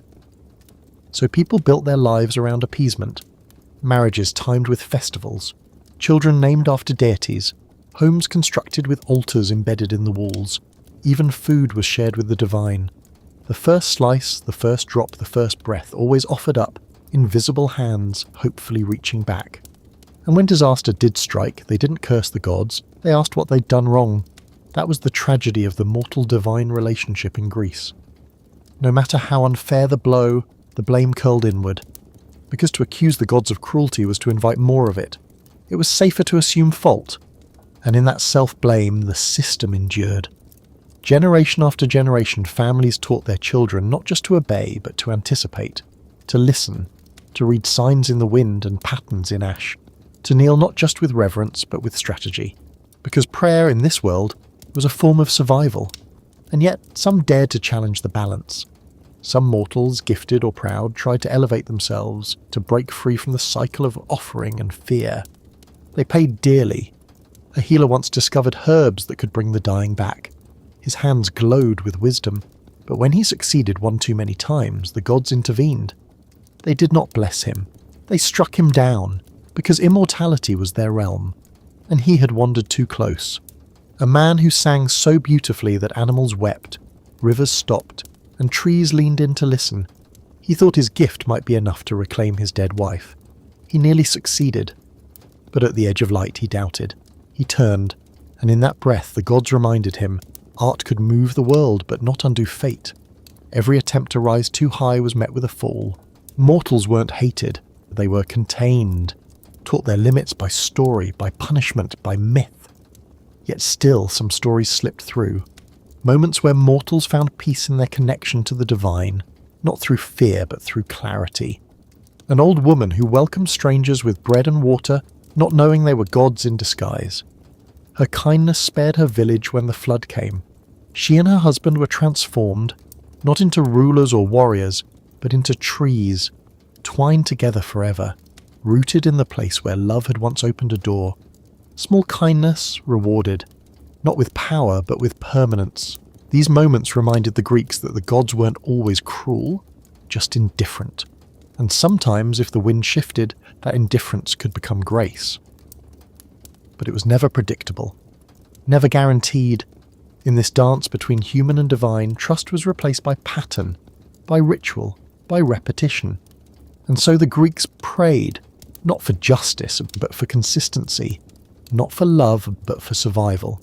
Because in their world, the gods were not saviours. They were storms. And storms are not evil, they're simply what happens when the sky remembers you exist. In the world crafted by ancient Greek myth, the soul of a person wasn't defined by purity or kindness or virtue. It was shaped by a single heavy word, honour. Not the kind of honour that smiles in the face of compromise, but the raw, burning need to be respected, to be remembered, to stand without bending. It was as real as blood, as sharp as a sword, and once wounded, it never fully healed. A man could live his entire life with dignity, build temples, raise children, guide a city, and still, if his honour was questioned, all that history would be forgotten. Just one insult, one whisper of weakness, and the whole story of his life would tilt. It didn't matter if the insult was true, it mattered that it had been spoken. The Greeks didn't separate the inner world from the outer one. If someone called you a coward and you didn't challenge them, it became your truth. If you were accused of being lesser and didn't fight to prove otherwise, then you were lesser. Not in the eyes of the gods, but in the eyes of everyone around you. And worse, in your own. Honour wasn't something gifted, it was something guarded, every single day. That's why so many of their stories end in blood. Not because they loved violence, but because shame could not be ignored. It had to be answered. And in a world where words were eternal, the only way to erase them was through action. A warrior returns from battle. His name has been sung in songs. His shield is scarred, but his back is unmarked. He should be celebrated. But a rival speaks softly at a feast, asks why he didn't charge first. Just a question, a seed. And suddenly the hero sees not his triumph, but a gap, a flaw, a stain on what he thought was glory. And he doesn't sleep that night. And by morning someone dies. That's how tightly shame was wound around the Greek heart. It was an infection that travelled fast and didn't heal. Kings wept over it, sons killed for it, mothers died from it. One young prince, too proud to kneel, refused to admit a mistake. His father, a mighty king, demanded apology. The son remained silent. The father banished him. Years passed. A war broke out. The son fought on the wrong side, and when he died, his body was left outside the walls. Not buried, not honoured, just left. Because in this world, silence was not peace. It was war wearing different clothes. Another man, blessed with wit beyond measure, returned home after 10 years at sea. He had faced monsters, escaped death, wept in caves. But when he arrived, no one knew his face, so he hid, watched, tested. Found his wife had remained faithful. Found his house full of thieves and liars. And when he struck, he didn't pause. Every insult they had made behind his back became a reason for vengeance. Not because he was cruel, but because in his absence his name had been dragged through mud. And no Greek could tolerate that. Even the gods weren't immune. When one goddess was accused of vanity, she started a war that lasted a decade. When a god felt mocked, he poisoned the earth. When a hero lost his temper, he refused to fight. And thousands died waiting for him to return to the battlefield. Pride wasn't a vice, it was the engine. And when wounded, it didn't shrink, it exploded. That's why families in Greek myth tore themselves apart so often. Not over love, not over greed, but over wounds to the spirit. A father hears a prophecy that his son will kill him. He sends the baby away to die. The child survives, grows up, returns one day unknowingly and kills a man at a crossroads. Only later does he learn the truth. He killed his own father, not out of hatred, but out of fate. And yet the shame burns through him anyway. Because even without knowledge, the wound is real. He blinds himself, not to hide from the world, but to match the blindness of his past. Another son watches his sister dragged through the dirt by a king. His family begs him to stay silent, to protect their position. But honour screams louder than caution. He challenges the king, fights, dies, but he dies with pride because to live in silence would have been worse than any blade. Even love, that most fragile of things, couldn't survive the weight of shame. A man falls for a queen. She returns his affection, but when they're discovered they flee, leaving a war behind them. The queen is taken as a prize, the man is hunted. Years pass, and when he finally wins her back, they cannot return to what they had. Too much has been said, too many eyes have watched. Love cannot breathe under that weight, because in Greek stories, reputation outlives affection, and forgiveness is often a myth. This obsession with legacy didn't come from arrogance, it came from mortality. The Greeks believed that after death, your name was the only part of you that continued. Your body went to the dirt, your soul to the underworld, but your reputation stayed. And if it was damaged, it echoed forever. That's why bards were sacred. They didn't just entertain, they resurrected. Each time they sang your name, your thread lit up again. Each time they told your story, your ghost stood taller. So people didn't live for peace. They lived for story, and story was built on honour. That's why even villains in their tales had pride, had code, had boundaries, because a villain with shame was pitied, but a villain with honour, feared, even respected, because in the end it wasn't about winning, it was about being remembered with your head high. The battlefield, the courtroom, the family table, everywhere was a stage, and your actions were the script. One misstep, and the audience would remember only that. One moment of hesitation, and the gods might turn away. So people hardened, wrapped themselves in pride-like armour, not because they wanted to be cruel, but because softness had no protection in that world. The only way to survive was to stand taller than your fear, to shout louder than your shame, and to strike first before someone else wrote your ending for you. There is a silence deeper than any void, older than any story, older even than the gods. It doesn't roar like the sea or shimmer like fire or shake the sky. It whispers, barely. But once it speaks, nothing can undo what it has said. That silence is fate. The Greeks did not see fate as chance or luck. It was not chaos. It was law written before breath existed. An unblinking presence that wove itself into every birth, every heartbreak, every final breath. Even the gods looked at it with respect, with fear. Because there were three who sat beyond Olympus, three who spun, measured, and cut. They weren't queens, they weren't prophets, they were the Moirai, the Fates, Clotho, the spinner, Lachesis, the measurer, Atropos, the cutter. They were not cruel, they were not kind, they were necessary. When a baby took its first cry, Clotho spun a thread from nothing. That was life itself. It shimmered with potential. It didn't say who the child would become, but it whispered how long they had, what shape their path might take. Lachesis held the thread next. She ran her fingers along it, her expression still, distant. She did not decide, she revealed.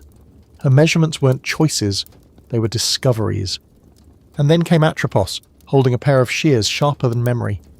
When the time came, she cut, and no plea, no sacrifice, no act of defiance could stop her hand.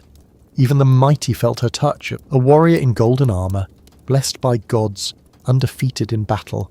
He was told he could live a long life, quiet and hidden, or a short one that echoed through time. He chose the short one. He chose to burn. And so when his thread reached Atropos, it sang. And then it ended. That was the truth of fate. It gave choice, but only within a frame. You could move forward or turn back. You could act with courage or cowardice. But the shape of your life was already sketched into the stars. What you could not do was escape it.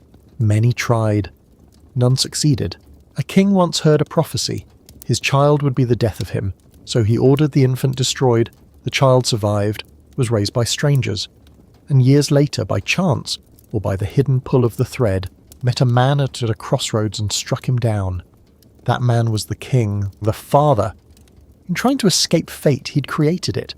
That's what made fate so terrifying, and it didn't just watch, it bent the world to its will. People made mistakes, not because they were foolish, but because they were trapped, because they mistook delay for escape. But fate waits. It doesn't hurry. It lets you believe in freedom for a while. Then it arrives. And when it does, no god will intervene. Not because they don't care, because they can't. Zeus himself, ruler of thunder, feared the fates. He once tried to alter a thread, just one, because it belonged to a son he loved. The Moirai refused, not with anger, but with silence. They handed him the shears, let him try, but the blade turned to dust in his hand. Power means nothing to what came before power. Even Apollo, god of prophecy, knew his limits. He could see what was coming, but he couldn't stop it. He warned. He pleaded. He gifted insight to mortals, but only when it was too late to change course. He lived in the unbearable space between knowledge and helplessness, and those mortals who did see their fates, they bore it like a curse. A woman could predict disaster with perfect clarity, but the gods made sure no one would ever believe her. She walked among ruins, her voice hoarse from warnings ignored. That was her destiny, to see and never be heard. So what did fate offer, if not safety? Clarity. In a world full of confusion and grief, fate gave shape. It said, this is why. Not because of sin, not because of randomness, because it was written. And to the Greeks, that was a kind of mercy. If pain had a purpose, if sorrow had a structure, then life wasn't just suffering. It was a journey with a beginning, a middle, and an end. And every step, even the hardest ones, was part of a story larger than the self. This belief didn't make death easier. But it made it bearable, because fate was not a punishment. It was truth. And to live with truth, even a painful one, was to be fully alive. But humans, being what they are, still fought it. Again and again. Some tried to delay the end, others denied the signs. A boy might flee a city to avoid a prophecy, only to die on the road destined to save him. A mother might smother the stars in prayers, but still watch her son fall in battle. A king might order thousands to die to protect a single throne, yet it crumbles anyway, because the thread is stronger than the sword, stronger than desire, stronger than memory, and always waiting. But within fate there was still choice. That's the paradox. You couldn't avoid the end, but you could choose how you faced it, with dignity or shame, with open hands or clenched fists, with silence or a song. That was the real lesson of the myths, not how to change your destiny, but how to meet it with your eyes open. A man fated to die at sea might build the strongest ship. He might study the tides, make offerings, train his crew, but when the storm came, when the sail tore and the hull cracked, he didn't scream at the sky. He let go of the wheel, closed his eyes, and whispered the name of the god who watched over him. Because in that moment, he wasn't giving up. He was returning to the thread that had always been his. The same was true for queens, for children, for shepherds. Fate didn't care for status. It cared only for the thread. And that thread passed through every story, even the quiet ones. A girl who lived a simple life, who never fought or ruled or flee. Her fate mattered just as much as the epic tales. Because every life was a thread, every thread part of a tapestry, and the tapestry, that was the world. To pull one strand was to change the pattern. That's why the fates never rushed, why they never explained. They didn't need to.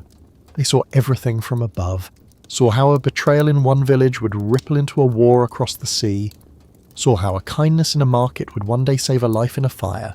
Nothing was small to them, nothing wasted, and nothing forgotten. So the Greeks lived with a strange kind of peace, not because they felt safe, but because they knew they were part of something larger. Their pain wasn't meaningless, their joy wasn't random, but their deaths weren't accidents. They were pieces of the thread, and that thread, though fragile, was eternal. To the Greeks, death was not a doorway into light. It wasn't a reunion with lost loved ones or a seat among the stars. It was a descent, slow, inescapable, quiet. The underworld wasn't fire and torment, nor was it singing choirs and eternal comfort. It was a shadow of the world above, a place where people existed but no longer lived, where names turned to echoes and identity unravelled into dust. They called it Hades, after the god who ruled it. But he wasn't a devil. He wasn't even cruel. He was simply the keeper, a figure of solemn authority. He didn't seek souls. He didn't trick mortals into dying. He only accepted what was already owed. When a person died, their spirit did not fly. It drifted. Slowly, like mist unravelling from a mountain. The soul had to be guided, and that duty fell to Hermes, not in his form as a trickster, but as a gentle conductor, leading the dead to their final threshold. But before one could enter Hades, there was a river. The Styx. Its waters weren't just dark, they were binding, ancient. It wasn't a place to swim or bathe or drink. It was a barrier, a seal between the land of breath and the place where breath no longer reached. To cross it, one needed a ferryman. Charon. He wasn't kind, he wasn't wicked. He didn't speak unless paid. His boat glided without sound. His eyes had no expression. He waited at the edge of the river, pale and still, until a coin touched his hand. Not gold, just respect, just acknowledgement. A token tucked under the tongue of the deceased. A final fare for a final journey. Those without a coin, they waited, forever. Their spirits gathered near the shore, pleading, whispering, fading. Some lingered so long that their memories unravelled completely. They forgot who they were, why they had lived, and they became part of the fog that curled along the banks. For those who crossed, the underworld offered no welcome. It wasn't a place of torture, but it was punishment enough.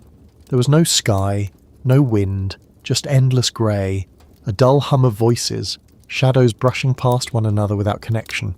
There were no tears because there was no emotion strong enough to stir them. No joy, no rage, just stillness. Only a few sections broke this monotony.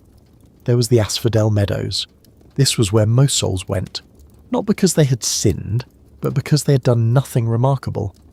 They had lived quiet lives, without cruelty, without greatness. In the meadows they wandered endlessly, not in pain, but in a numb sort of peace. Like waking up from a dream you can't remember. Then there was the Elysian Fields, a rare realm. This was where heroes might go, those who had achieved greatness in life, those who had endured for the sake of others. Here the sky was blue, the fields green, the air soft. It was said that music lived in the leaves and laughter in the wind. But entry wasn't based on goodness. It was based on fame, on honour, on how loudly your name had echoed across the earth. There was one step further, the Isles of the Blessed, reserved for souls who had lived and been reborn and lived again, and each time chosen a life of virtue. A soul could only reach this place after proving itself over 3 lifetimes. Few ever made it. And on the opposite end was Tartarus, not a place of fire, but of darkness deeper than thought.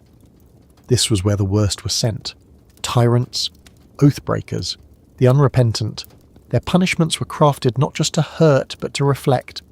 A man who had betrayed his family might be forced to carry their broken faces on his back for eternity. A liar might find his voice stolen. A murderer might live the pain he caused, again and again, without escape. But Tartarus was not overpopulated, because the Greeks did not believe that most people were evil, just ordinary.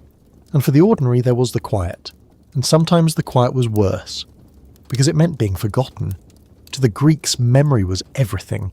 If no one spoke your name, if no one remembered your face, you faded faster. That's why tombstones mattered, why stories mattered, why songs were not just art but resurrection. Every time a tale was told of a lost warrior, a faithful wife, a clever child, their souls stirred in the underworld, heard their name, and for one moment remembered who they were. But without that, oblivion. The underworld didn't take your soul all at once. It unravelled you slowly. Every year a little more slipped away. And when nothing remained, when no memory lingered in the world above, you became part of the mist. Neither sad nor peaceful, just gone. Even the gods respected this boundary. They rarely entered Hades, and when they did so with caution, because to stand in that place too long was to feel your own form thin.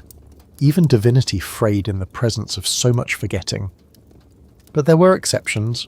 Love stories, like roots, sometimes pierced the underworld. One man descended, guided by music, to bring back the woman he loved. He played so beautifully that even stone wept. Even Hades paused, and for the first time a soul was allowed to leave on one condition. He could not look back until they reached the light. But he did, just once, just before the end, and she was gone again, not out of punishment, but because fate does not bend to longing. Another tale tells of a mother who defied the gods when her daughter was stolen by Hades himself.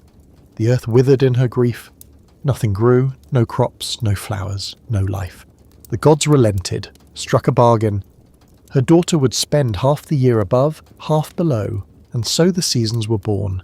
Spring when the child returned, winter when she was taken again. Even the underworld could not silence that kind of grief. Even Hades, ruler of the dead, understood that kind of bond. He was not heartless, just bound to his role. He ruled not with cruelty, but with inevitability. He was the wall at the end of the road, the last face every soul would see, and so the Greeks lived with death always near, not because they were morbid, because they were aware of how fragile breath was, how fleeting the sun, and how important it was to be remembered. They didn't seek immortality through bodies, they sought it through story, through reputation, through deeds worth singing, because they knew what lay beyond the grave. Not fire, not angels, just silence. And silence is only broken by memory. Greek mythology was never written to comfort. It didn't hand out neat lessons wrapped in bows. It wasn't built to soothe or protect or promise happy endings. It told the truth, the kind that stings, the kind you don't want to hear until it's too late. These stories weren't warnings in the traditional sense. They were reflections, mirrors held up to the ugliest, most complicated parts of being human. And if you looked closely enough, they didn't just show you monsters and gods. They showed you yourself, because beneath every divine curse and heroic fall was a quiet whisper. Beware. Beware the hunger that never ends. Beware the pride that blinds. Beware the comfort that makes you soft. Beware the desire to control what cannot be mastered. Love, fate, time, the thoughts of others. You see, the Greeks didn't worship perfection. They feared it. They didn't trust those who rose too high too fast. Because in their world, what rises is meant to fall. That's not cruelty. That's a horror. A boy flies on wings his father built, not out of faith, but out of fear. Stay low, the father says. The sea will swallow you. Don't fly too high either. The sun will melt the wax. But the boy doesn't listen, because flying feels like freedom. He soars. He wants more, and the sun does what it always does. It burns. The wings fall apart. The boy falls, and the sea doesn't care. That wasn't a tale about disobedience. It was about temptation. The way power feels too good to let go. The way we forget warnings when we're wrapped in delight. Another man, brilliant and cunning, builds a maze to contain a monster. He builds it so well that even he can't escape it without help. Years later, a stranger enters that same maze with nothing but a sword and a ball of thread. He doesn't slay the beast with brute strength. He survives by remembering where he came from, by marking the way back. And that's another kind of lesson. The danger isn't the monster, it's forgetting the exit. Losing yourself in the very plan that was supposed to save you. Over and over, the myths return to this. Knowledge isn't enough. Wisdom is in knowing when to stop, when to turn around, when to listen. A king once captured death itself, tied him up, hid him in a jar. For a while no one died. Not warriors, not the sick, not the old. People rejoiced. Then they panicked, because without death nothing moved. Nothing mattered. The sick lingered in suffering. The old begged for rest. The world became stale. Death, the Greeks knew, was not an enemy. It was a necessity. The myth ends with death being freed. Not because he escapes, but because people beg for him to return. That's another thing the Greeks understood. Too much of anything, even life, can be a curse. They feared imbalance more than they feared pain. Take Midas, a king who was kind once, who treated a wandering god with generosity, and for that he was offered a wish. He asked that everything he touched turn to gold, not for greed, but for security, for peace of mind. And at first it was glorious. Walls of gold, rivers of gold, his kingdom shimmered. Then he touched his food, his drink, his daughter, and they all turned cold. He wept, but even his tears hardened, because he had forgotten the simplest truth. Value does not come from shine. That wasn't a story about wealth, it was about hunger. The kind that doesn't stop when you're full, the kind that makes you blind. There was another king, wise, just, beloved, but he doubted the gods, thought he could outsmart prophecy, that if he made the right moves he could twist fate's path, but fate doesn't bend. So he sent away his infant son, built his life around the absence of that child, and when he met a stranger on the road and killed him in anger, he didn't know it was his father. When he married the queen of a neighbouring city, he didn't know she was his mother. He did everything he could to avoid ruin, and yet by trying so hard to dodge the prophecy, he ran straight into its arms. That story wasn't about sin, it was about ignorance. The danger of believing knowledge alone can save you. Sometimes the more you know, the deeper's the hole you dig. Even the gods fell prey to the same traps. They too were impulsive, too proud, too jealous, too fragile. They made the same mistakes as mortals, just with bigger consequences. A goddess once bragged that her child was more beautiful than another's. The other, enraged, sent a storm. That storm became a war. That war shattered nations, all because of a single careless boast. That's what these myths warned about. Not devils, not demons, but ego. The tiny spark that becomes wildfire.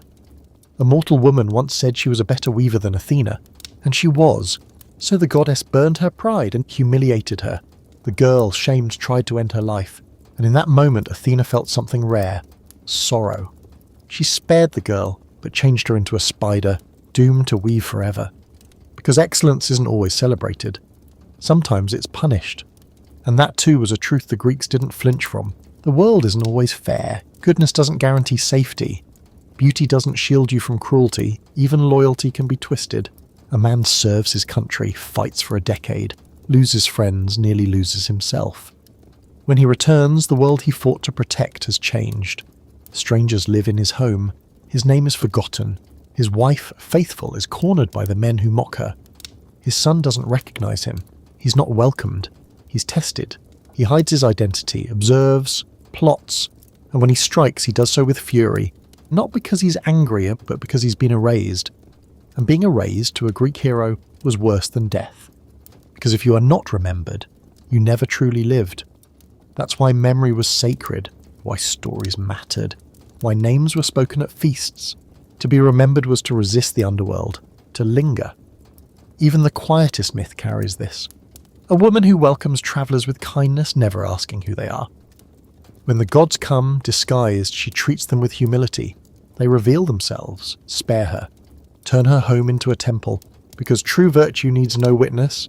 That story wasn't about reward, it was about integrity, doing the right thing when no one's watching. The Greeks didn't tell stories for children, they told them for anyone who had lived, who had failed, who had wanted something too much, who had loved someone who didn't stay, who had seen the world bend and break and wondered why. The myths didn't fix that wonder, but they offered a mirror. They said, "You're not the first to feel this, you won't be the last." There's comfort in that, in knowing you're part of a long, aching line of people who tried, and failed, and still mattered. That's the wisdom of Greek mythology. Not lessons carved in stone, but scars you learn to trace, again and again, until they feel like home. In the ancient world of the Greeks, myth wasn't entertainment. It wasn't fantasy. It wasn't escape. It was structure. It was the glue between the stars and the dirt beneath your feet. It was a way to breathe through grief, to name things too heavy to say out loud, to feel less alone in the face of storms no one else could see. Every tale, every symbol, every god and monster was a key to something deeper, something we now might call psychology, or philosophy, or soul. They didn't have science the way we know it.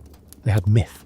When a person changed without warning, when joy turned into sorrow overnight, they didn't reach for diagnoses. They looked to spirits, to curses, to gods with moods and motives. They didn't say someone was depressed. They said a god had turned away. They didn't say madness had struck. They said the Furies had entered the mind, or Dionysus had cracked something open. It wasn't superstition. It was intimacy with suffering. They saw the human mind as a battlefield, and myth was the map. They had no therapist's couch, but they had a theatre stage. Every year in the city of Athens, people packed into open-air theatres not just to be amused, but to be cracked open, to grieve, to watch stories of heroes unravelling, a queen's losing children, a king's blinded by pride. The audience wept, gasped, sometimes raged, and when it ended, they didn't applaud. They sat in the ache. This was catharsis, a sacred ritual of purging. By watching others fall, they could see themselves more clearly, not to judge, to understand, because every myth whispered this one truth. You are not the only one who has ever been lost. In those myths, people faced the impossible. They met betrayal from those they trusted most. They failed when it mattered most. They loved and were not loved back. They were punished for mistakes they didn't know they made. They hurt others. They begged the sky for answers. They wandered. Just like us, they gave their pain names, shapes, backstories. And in doing so, they made it bearable. Fear wasn't just fear. It was a woman with snakes for hair. Addiction wasn't just addiction. It was a god whose touch made you forget time, self, purpose. Grief wasn't just grief. It was a mother so hollowed out by loss that winter itself was born from her sorrow. These weren't metaphors to them. They were realities that offered relief. If grief is a goddess, then maybe I'm not broken. Maybe I'm just being visited. If rage is a god's breath, then maybe this fire in my chest isn't evil. Maybe it's sacred. Dangerous, yes, but not shameful. That's how they survived. Not by pretending they had answers, but by giving the chaos form. By naming the monster, they robbed it of its power. Even death wasn't nameless. He was Thanatos, silent, patient, never cruel, just present. When someone died, it wasn't the end, it was an encounter. You met him. You stepped into his shadow. and he walked with you across the river. That's gentler than nothingness. It gave people something to hold on to, a shape in the dark, a silhouette instead of a void. The Greeks didn't pretend suffering could be avoided. They didn't preach resilience or grit or positive thinking. They accepted pain as a companion, but they didn't stop there. They made art out of it, not to erase the pain, to honour it. The gods suffered too. That's what made them compelling. They weren't all powerful, untouchable beings. They felt envy, betrayal, heartbreak. One goddess mourned a child so deeply that the earth itself stopped blooming. Another fled the sky because her marriage was full of lies. A god of the sun watched a mortal he loved burn to death and could do nothing. They were divine, yes, but not distant. Their wounds mirrored ours, and in that mirror people saw a kind of mercy. Even the gods aren't spared, then how could we be? This didn't make them cynical, it made them reverent. Because if life includes loss and failure and confusion and contradiction for everyone, even the immortals, then maybe we're not meant to escape it. Maybe we're meant to feel all of it and make something of it. A song, a statue, a prayer, a myth. Their stories were built to last because they weren't built on certainty. They were built on questions. What does it mean to love someone more than yourself? What does loyalty cost? What do you do when truth and kindness pull you in opposite directions? What part of yourself are you willing to sacrifice to do what's right? These questions don't have easy answers, but the Greeks didn't need answers to feel seen. They needed space to ask, and myth gave them that. Even their heroes weren't perfect, especially not their heroes. Achilles was brilliant but prideful. Odysseus was clever but manipulative. Hercules was strong but impulsive. They weren't ideals, they were possibilities. They showed the spectrum of human nature, not as something to be tamed but explored. They didn't punish complexity, they explored it. And in that exploration, people found relief. There's a reason those stories haven't died, because they weren't designed for a single time or place. They're blueprints. Each generation finds its own meaning in them. A soldier might see Achilles as the cost of rage. A parent might see Niobe as a warning against pride and a cry for compassion. A philosopher might see the labyrinth not as a structure, but as the mind itself. What you see in myth depends on where you're standing in life. That's the magic. They shift, they stretch, they survive, not because they're carved in stone, but because they're alive. And in the end they remind us, life isn't about escaping the fall. It's about what we do after we hit the ground. Do we rise? Do we build? Do we tell the story, or do we let it vanish? The Greeks told it, again and again, until those stories outlived empires, outlived languages, outlived the men and women who first spoke them. That's what myth really is. A message in a bottle, thrown into time, waiting for someone to find it and whisper back, I understand. In every corner of Greek mythology, emotion wasn't background noise. It was a storm, a tide, a flame. They didn't write stories about balanced, careful minds. They told stories about people who loved too hard, who hated too deeply, who wanted more than the world could hold. They didn't pathologize longing. They didn't hide from shame. They stared directly into it and gave it a face, a name, a legacy, because to them, feeling wasn't a weakness. It was a force, sometimes sacred, sometimes dangerous, always real. Desire wasn't portrayed as soft or sweet. It was wild, unruly, a kind of madness. People abandoned kingdoms for a glance, started wars for a promise, turned on family for the chance to be seen, held, chosen, not because they were evil, but because they were human. A prince once visited a city far from home. There he met a woman whose beauty stirred something ancient in him. She was married, yes, but that didn't stop him, nor did it stop her. She went with him, without permission, without plan. Her husband returned to find her gone. He gathered allies. 10 years of blood followed, 10 years of burning. All because two people gave into a moment. It's easy to call that foolish, but the Greeks didn't flinch at that chaos. They understood that sometimes the heart doesn't ask for permission, and that what seems like madness from the outside often makes perfect sense from within. That was one of their truest insights. Emotion doesn't obey reason. A hero returning home after 2 decades finds strangers sitting in his halls, eating his food, courting his wife. He's disguised, watching, measuring. When the time comes, he doesn't reason with them. He doesn't forgive. he unleashes something cold and righteous. Not because it's logical, because it's earned. That story wasn't just about revenge, it was about betrayal's aftertaste, the way injustice settles in the bones, and the way it demands to be answered, not explained. Guilt too had shape in their world, not as punishment, but as weight. A woman once killed her children, not in a moment of evil, but in a flood of despair.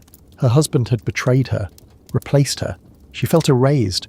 Her vengeance came with a price she never stopped paying. Her story didn't ask for sympathy, it asked for understanding. Not all monsters look like beasts, some look like grief with nowhere left to go. Ambition in these stories was often a flickering torch in a windstorm, bright, necessary and dangerous. A man might conquer the world, but in doing so lose the ability to feel. Another might build a city so perfect that the gods grow jealous. A woman might claim power only to be cursed for stepping beyond her role. They weren't warned against ambition. They were warned about the cost, how easy it is to become the very thing you once feared. One myth tells of a sculptor who crafted a statue so beautiful he fell in love with it. He whispered to it, dreamed of it, kissed its lips, and one day the statue came to life. The gods gave him what he wanted. Yeah. But that's where the story ends. Because what happens when we get what we've always wanted, and it no longer fits the shape of our longing? That's the question the Greeks left us with. They didn't finish stories with easy bows. They left them open, incomplete, just like people. Even joy was complicated in their world because nothing lasted. A feast could turn to sorrow in a blink. A child's laughter could be the last you heard. So happiness wasn't a destination, it was a flicker in the dark. To be cherished, never clung to. They taught this through repetition. One man might achieve glory only to see his family suffer for it. Another might protect his people, then die in exile. The gods might bless someone, then curse them in the next breath. Because in Greek myth, blessings and curses weren't opposites. They were siblings, two sides of the same wind. One could become the other at any time. A mother might ask the gods to protect her child, and they might answer by making him untouchable, immortal, except for one spot, one tiny weakness. And because of that, he is doomed. Not out of cruelty, out of balance. That's what the Greeks believed in more than anything, balance. Too much pride leads to fall, too much love leads to blindness, too much ambition leads to ruin, too much mercy leaves you powerless. Every virtue, when stretched too far, becomes a flaw, and every flaw, if owned, could become a strength. They didn't divide people into good or bad. They divided them into those who knew themselves and those who didn't. Self-awareness was the closest thing they had to salvation. When a king ignored the warnings of a prophet, he wasn't punished because he was evil. He was punished because he was arrogant, because he believed himself beyond fate, beyond flaw, and that belief was his undoing. Over and over, the myths returned to that same lesson. Know yourself, not the face you show others, not the mask you wear to feel safe, the part of you that speaks in silence, the part of you that breaks before it bends. Know that part, or it will destroy you. They carved that message into every tragedy, into every labyrinth and battlefield and kiss. Not because it made life easier, but because it made life survivable. You don't have to be perfect, but you have to be honest, even with your worst parts, or especially with your worst parts. Because in Greek myth, denial was the root of all collapse, not failure, not weakness, denial. And the cure wasn't punishment, it was story.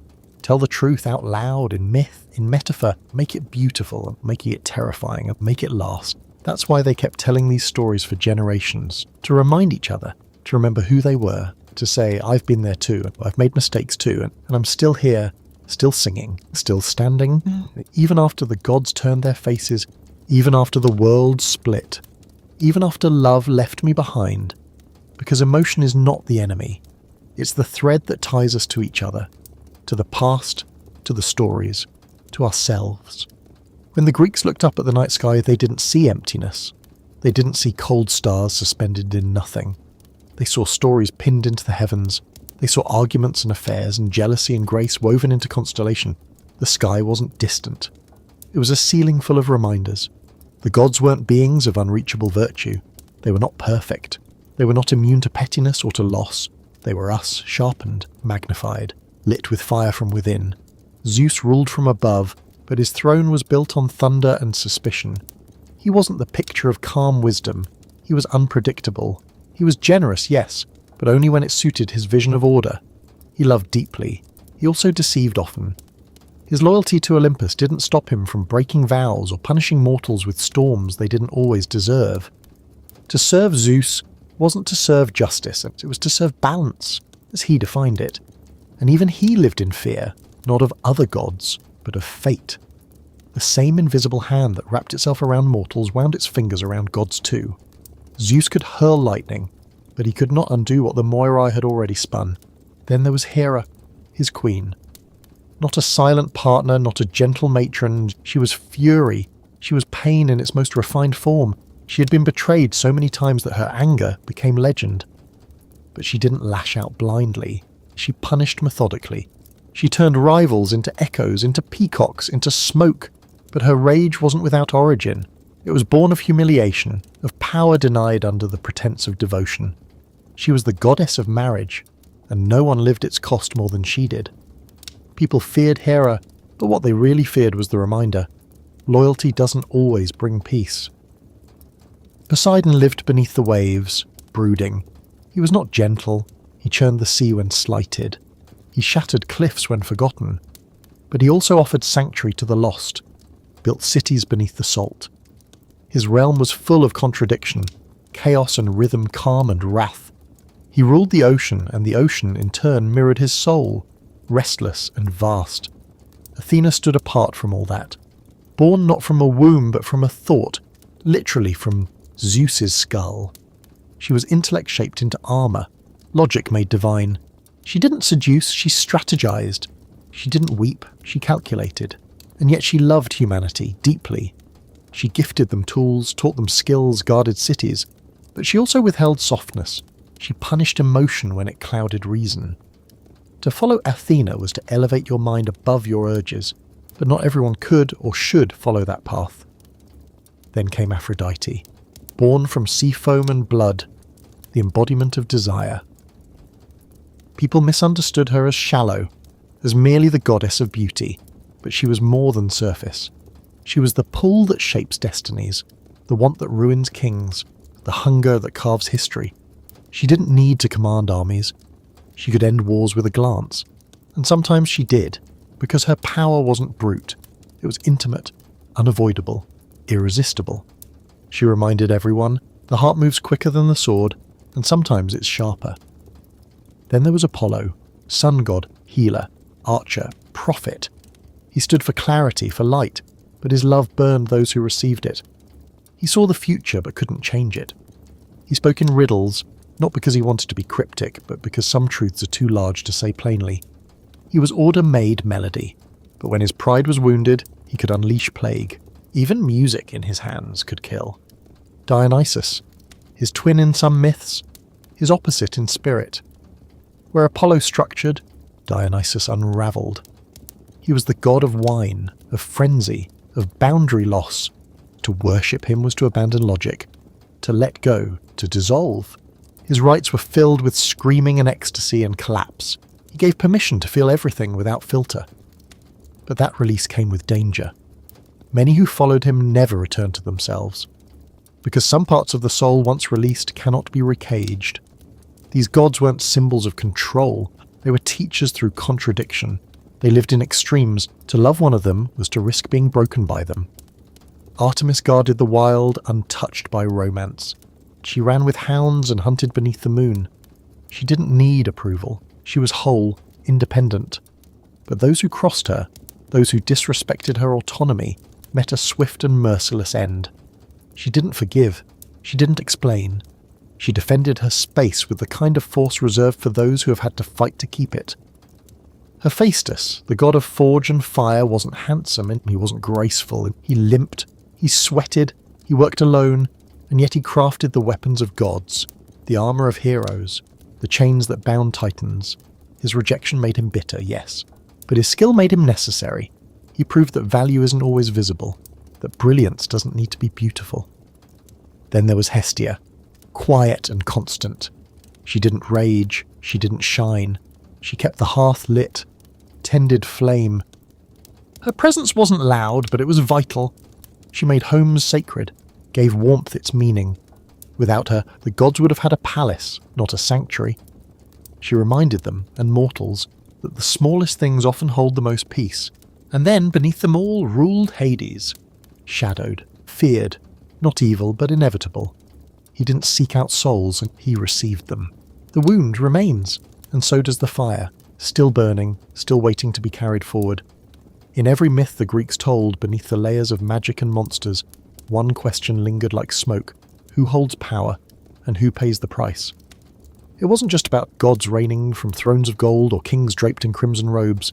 It was about the unseen toll of authority, the way power bent truth, twisted loyalty, and carved silence into those too small to fight back.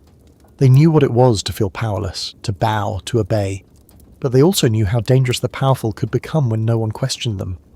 Their myths didn't idolize kings, they dissected them. They showed what happened when rulers mistook their crown for godhood, when law became a shield for ego, when those in charge believed they were beyond consequence. One of the oldest stories told of a man so revered, so certain in his decisions, that he couldn't see the rot growing beneath his rule. A plague spread through his land. He demanded answers, blamed others, hunted scapegoats. But the truth, the horrifying truth, was that he himself was the cause. Not out of malice, out of ignorance. He had tried to avoid fate, and in doing so had fulfilled it. The very laws he enforced had condemned him. In the end, he blinded himself, not because anyone told him to, but because he couldn't bear to see what he had become. That was the Greek way. Accountability wasn't about punishment. It was about sight, about finally seeing without excuse what you're capable of, even if it breaks you. They understood that leadership, unchecked, often leads to ruin, that those who believe they are above fate are usually the first to fall. But they also told stories of power that protected, of queens who ruled with cunning, of oracles who whispered warnings no one wanted to hear, of women who, despite being pushed into corners, still shaped the course of history. They didn't paint the world in black and white, they layered it in greys. They showed how the victim could become the villain, how the innocent could strike back, how mercy could turn to fire. They told of a girl taken to the underworld, turned into a queen, not because she wanted it, but because she found power in her captivity. She didn't escape. She transformed. She returned to the surface with her head high, the seeds of the dead still in her belly, and a crown that split the seasons in two. They didn't shame her. They honoured her, because she had taken what was meant to destroy her and made it her throne. Greek myth is filled with those transformations. Moments where tragedy stops being the end and becomes the beginning of a new self. When someone is cursed, exiled, banished, not because they are weak, but because they carry something threatening, something the old world cannot contain.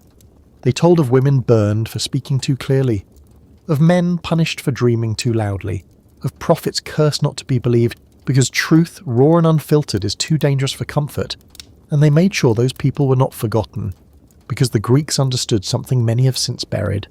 Memory is resistance. To remember someone's pain is to keep it from happening again.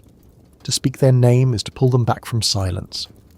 And so they filled their myths with names. Cassandra, Antigone, Medea. Names soaked in pain, yes, but also in power. Women who defied kings, who said no to injustice, who broke when the world demanded they bend. They weren't perfect, they weren't saints, but they were never quiet, and that mattered. Because the Greeks didn't ask their heroes to be pure, they asked them to be real, to feel everything, to try even when failure was certain, to carry burdens they didn't choose. They showed that morality isn't fixed, it shifts with perspective.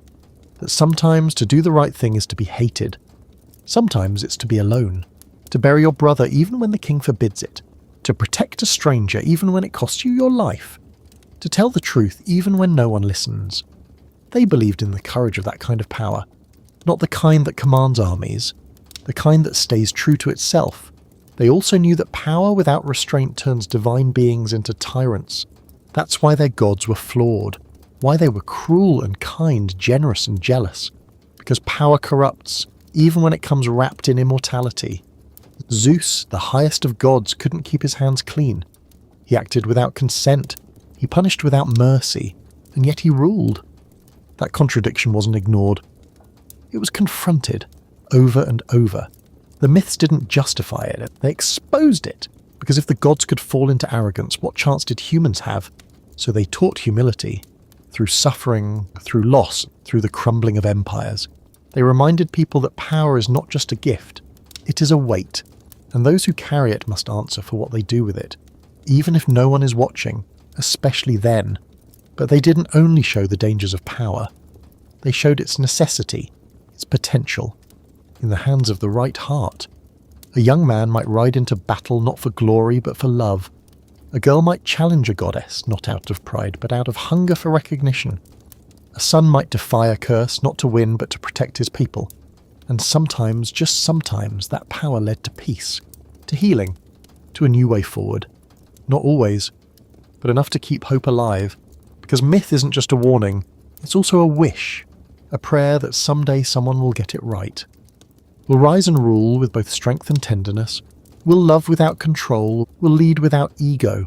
They knew how rare that was, how easily power distorts. So they kept telling the stories, not to lecture, but to remind, to show us what happens when we forget, when we silence dissent, when we turn away from pain that isn't ours, when we build thrones instead of bridges. The myths held up a mirror not to flatter, but to challenge, to ask, what kind of power do you wield, and what do you do with it when no one is looking? Do you protect or dominate?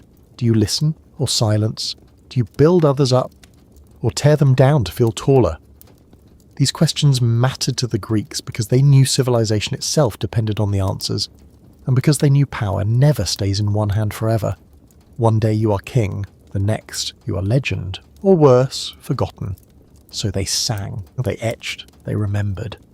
And in doing so they taught us, if you cannot use power with grace, you do not deserve to hold it. The Greeks didn't believe in purity, not the way later generations did. They didn't carve the world into saints and sinners. They didn't ask people to scrub themselves clean of desire or doubt. Instead, they embraced the mess. They welcomed the war between what we want and what we know we shouldn't touch. They understood that humans are layered, torn, full of competing voices and haunted choices. Their myths weren't written to point fingers, they were written to help us look inward. In their stories, even the noblest souls were scarred. Even the cruelest villains were given reasons, sometimes terrible but always rooted in pain. No one was one thing forever. A hero could commit a monstrous act, a monster could show mercy. The line was never fixed, it shifted with time, with pressure, with need. Take Heracles, strongest of all, a symbol of might. But look closer. His strength was forged in tragedy.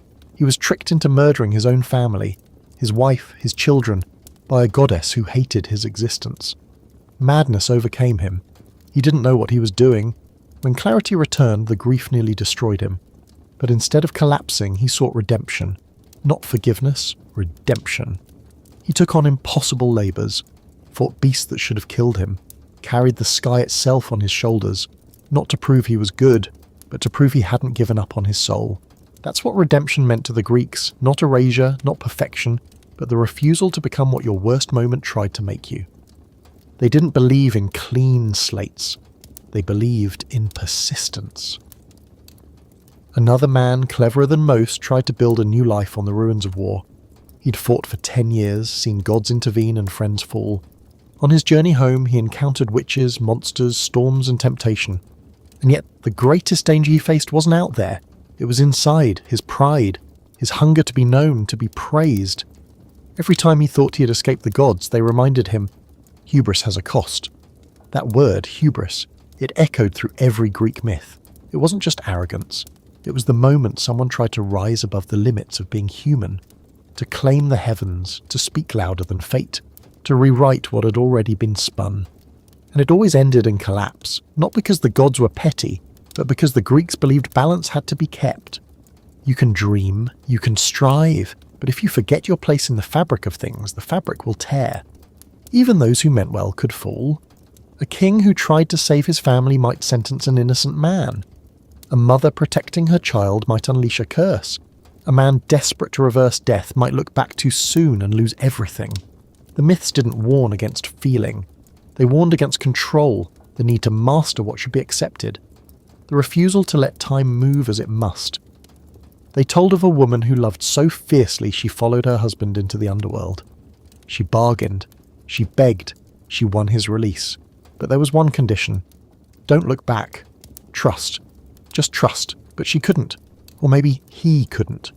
And in that single glance, everything unravelled. Love, the Greeks said, is powerful, but it is not ownership, and sometimes it asks us to surrender more than we think we can. They didn't sentimentalise love. They painted it with every shade: sweetness, obsession, betrayal, yearning. They told of gods who gave mortals gifts wrapped in curses, of mortals who gave up immortality for one fleeting touch, of bonds so deep they reached past the grave, and others so fragile they crumbled at the first doubt. They showed love not as a cure, but as a fire. It warms, it burns, it reveals, it destroys, and still we seek it. Because the Greeks knew to be human is to risk. Even when the odds are cruel, even when fate laughs, even when the cost is more than we thought we could pay. Their myths were full of characters who tried to cheat death, delay it, bargain with it, but no one escaped, and yet they didn't frame death as the villain. Often, it was peace, a release. The real enemy was stagnation, a soul that stopped moving, a heart that refused to feel. They believed that growth comes through trial, that wisdom is born in suffering, not as punishment, but as refinement. The Greeks didn't ask, how do I avoid pain? They asked, what do I become through it? Some became bitter, others became beautiful, but all were changed. That transformation, that alchemy of pain into meaning, was sacred. They told of a man who sculpted a statue so perfect he fell in love with it. Not lust, love. He kissed marble, spoke to it, longed for it, and the gods, moved by his devotion, brought it to life. It's a romantic tale, but it hides a deeper question. Are we in love with reality or with our own creations? The Greeks challenged the idea of perfection. They believed obsession with control over others, over outcomes, was the root of destruction. They taught that surrender is not weakness, it is clarity. To let go is not to lose, it is to align. Even their gods, for all their power, had to yield to fate, to time, to the ripple of choices made by mortals. That was the strange equality between heaven and earth. Both could wound, both could fall, both could be forgiven, though rarely. Forgiveness in their world was complicated, not guaranteed, sometimes not deserved, but sometimes it came, quietly, in a gesture, a grave tended, a name remembered, a curse broken not by force but by mercy. The Greeks didn't see mercy as soft, they saw it as the hardest choice, because it requires strength to release the need for revenge, to stop the wheel of harm, to say, this ends with me. Few managed it, but those who did became something more than legend. They became light. Not for everyone, not forever, but enough to be passed down, to become myth. And so we remember them. We remember the mother who chose compassion over fury, the warrior who laid down his sword, the ruler who stepped aside. We remember them not because they were perfect, but because they chose differently. When everything in them wanted to destroy, they chose to heal. And that choice echoed louder than any battle cry.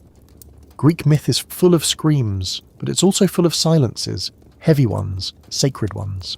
The moment just after the spell breaks, just before the answer comes, when a character realizes the truth and cannot unsee it. Those were the moments that mattered most. Not the battles, not the miracles, the turning points. When someone met themselves and didn't look away. And neither should we, because these myths are not relics, they are maps.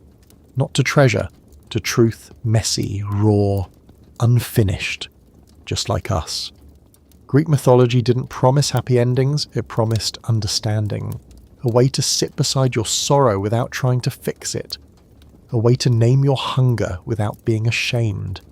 A way to speak the unspeakable and realize that someone long ago had already cried that same pain into the earth. That's what made these myths sacred. Not because they told you what to do, but because they gave you a language for what you already knew and couldn't explain. They made grief a goddess. They made longing into a place. They turned heartbreak into prophecy. In a world that rarely gave people permission to feel, myth gave them space to break open. They understood that suffering needs a story, not so that it makes sense, but so that it lives, so that it doesn't rot in silence, so that someone else can see it, hear it, hold it. Their myths didn't erase pain, they illuminated it. Let it speak, let it scream, let it bloom. Even the most terrifying figures in their stories weren't just obstacles, they were emotions that had grown teeth. A woman turning men to stone wasn't just rage, she was a monument to what happens when trauma goes unheard. A hunter transformed into a stag wasn't just punishment, it was a warning against seeing without consent. A king whose touch turned gold wasn't merely greedy, he was terrified of scarcity, of not being enough, of not having enough, until he couldn't touch what he loved without destroying it. That was the pattern again and again. A curse, a gift, a choice, a loss. But beneath it all, always emotion, wound into the fabric of every character. These weren't just cautionary tales, they were mirrors. And sometimes they were confessions. A story might begin with a boast, a warrior bragging of victories, of bloodshed, of honour won, but by the end, he's alone. Not because he was beaten, but because his pride made him unbearable. His victories emptied him. That's the tragedy the Greeks knew best. The cost of refusing to change, of clinging too tightly to who you were, even as the world asked you to evolve. And they gave voice to those who were forced to change, those who were taken, betrayed, silenced. They told of women turned into trees to escape pursuit, of nymphs whose bodies became rivers when their cries were ignored, of girls who were told their beauty was dangerous and then punished for being seen. They weren't just side characters. They were stories themselves, living ones. Some myths mourned them, others celebrated their defiance. Either way, they were remembered. Because to the Greeks, to be remembered was to survive, and survival wasn't always a triumphant roar. Sometimes it was quiet, a whisper in a grove, a stone left at a shrine, a name spoken into wind. That was enough, because memory wasn't about accuracy, it was about presence. To keep a story alive was to say you mattered, even if you were misunderstood, even if you were erased from official records, even if all you left behind was a shape in the clouds. This emotional landscape the Greeks built, it wasn't always comfortable, it wasn't neat, it asked hard questions.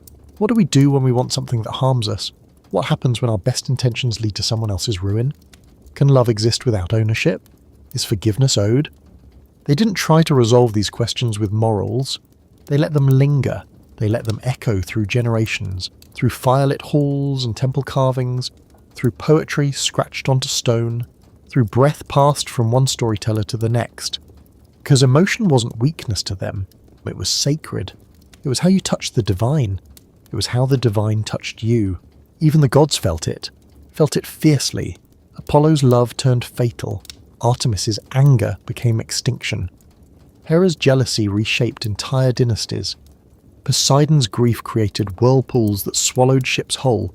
Their emotions moved the world, not metaphorically but literally. Storms weren't just weather, they were someone's heartbreak. An earthquake wasn't just tectonic, it was a god's rage pounding the earth with their fists. And you, a mortal, you lived inside that emotional system. You tried to make sense of it. You offered sacrifices not just to ask for blessings, but to commune. To say, I see you, I feel you, I understand. The Greeks didn't beg their gods to stop feeling. They asked them to aim it elsewhere, or to grant them the strength to endure it. Because emotions weren't something to conquer. They were something to walk with, to share breath with, even the ugliest ones, especially those. They had no word for toxic positivity, but they knew the danger of pretending everything was fine. They knew what happened when grief was buried, when rage was swallowed, when desire was locked away. It didn't die, it transformed into monsters, into war, into silence so thick it choked you. So they built release valves into their culture, festivals of madness, nights of mourning and public lamentation. Spaces where you could howl, sob, dance, collapse, not in secret, together, because pain is bearable when it's witnessed, and joy is brighter when it's shared. They celebrated weddings, yes, but also deaths. They wove grief into music, they let sorrow sit at the table. They didn't hide it, they named it. And in naming it, they made it holy. because you cannot heal what you deny, and you cannot deny what is wrapped in a myth. These stories didn't just pass time, they passed feeling, generation after generation. Not all of it was safe. Some myths were dangerous, they reinforced cruelty, they excused harm, they carried bias. But even those, the darkest tales, carried insight. They forced questions, challenged beliefs, stirred unease, and sometimes that discomfort was the beginning of change. Because myths weren't meant to be worshipped, they were meant to be wrestled with, to evolve with, to speak differently to each listener, to mean something new in every era. That's how they survive, by adapting, by bleeding into art and poetry, psychology and philosophy, dreams and cinema, by continuing to speak, even now, especially now, because we still need that map of feeling. We still need a way to say, I'm lost, I'm afraid, I'm furious, I'm in love, I don't know what to do. And the myths answer, we've been there. We walked that path. We didn't always survive it, but we left you clues. Take what helps, leave the rest, make something new from the ashes, and above all, feel. Feel as deeply as you dare. Because feeling is not the end of the story, it's the beginning. To be mortal in the Greek world was not a curse in the way we might imagine it. It wasn't about fearing death every moment or resenting the gods for being above pain. It was about knowing your time was short, and trying anyway. It was about waking up in a body that could be wounded, in a mind that could be tricked, in a heart that could be broken, and still walking forward. It was about doing things not because they would last forever, but because they mattered right now. The gods had eternity, but mortals had meaning. The Greeks understood that limitation was not the opposite of power, it was the source of it. What is valuable if not fleeting? What is brave if not risky? What is love if it doesn't carry the possibility of loss? So they didn't mock their mortality. They honoured it, even when it hurt, especially when it hurt. Mortality was the boundary that gave life shape. It was the edges of the canvas. Without it, the painting would spill endlessly in every direction, unformed, unresolved. The gods might look down and laugh, toss thunderbolts or blessings at will, but they were static in a way. They didn't change the way people did. They didn't grow old, they didn't get sick, they didn't learn lessons by accident. Humans did. Humans failed and tried again. Humans lost and still reached for hope. Humans made mistakes and carried them with aching grace. That, to the Greeks, was divine in its own way. That was why so many of their stories weren't just about gods, but about people standing in the gods' shadows, trying to live fully anyway. Trying to speak their truth in a world where truth could be punished. Trying to love even when love brought ruin. Trying to choose even when fate had already decided the ending. The power wasn't in winning, it was in showing up anyway.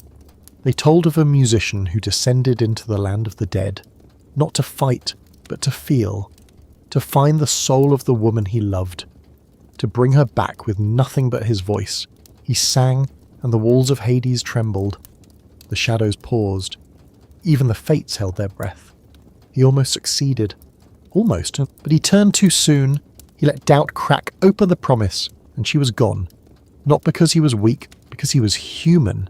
Because fear crept in, because love and trust are hard. The Greeks didn't blame him. They just told the story again and again, so we would remember. Even beauty can't always save us. But the attempt, that matters. They knew that effort, not outcome, is the heartbeat of mortality. Another tale, etched in centuries of retelling, follows a man who wandered for years, battered by storms and temptations, not because he lacked skill, but because he lacked peace. His journey wasn't just across seas, it was through memory, through guilt, through every choice that ever haunted him. His wife waited, his son grew, and when he finally returned, it wasn't as the man who left. He was scarred, he was older, he was softer in some ways, harder in others. He had seen too much, but he had returned. And in that return, in that reunion, something sacred happened. Time which had split them apart folded inward. They met again, not as they were, but as they had become.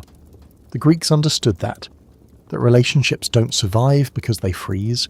They survive because they bend, because they allow each other to change, because they make room for the wounds time carves. Even in friendships, that truth rang out. They told of warriors who stood back to back on the battlefield, whose bond ran deeper than blood. When one died, the other lost not just a comrade but a part of himself.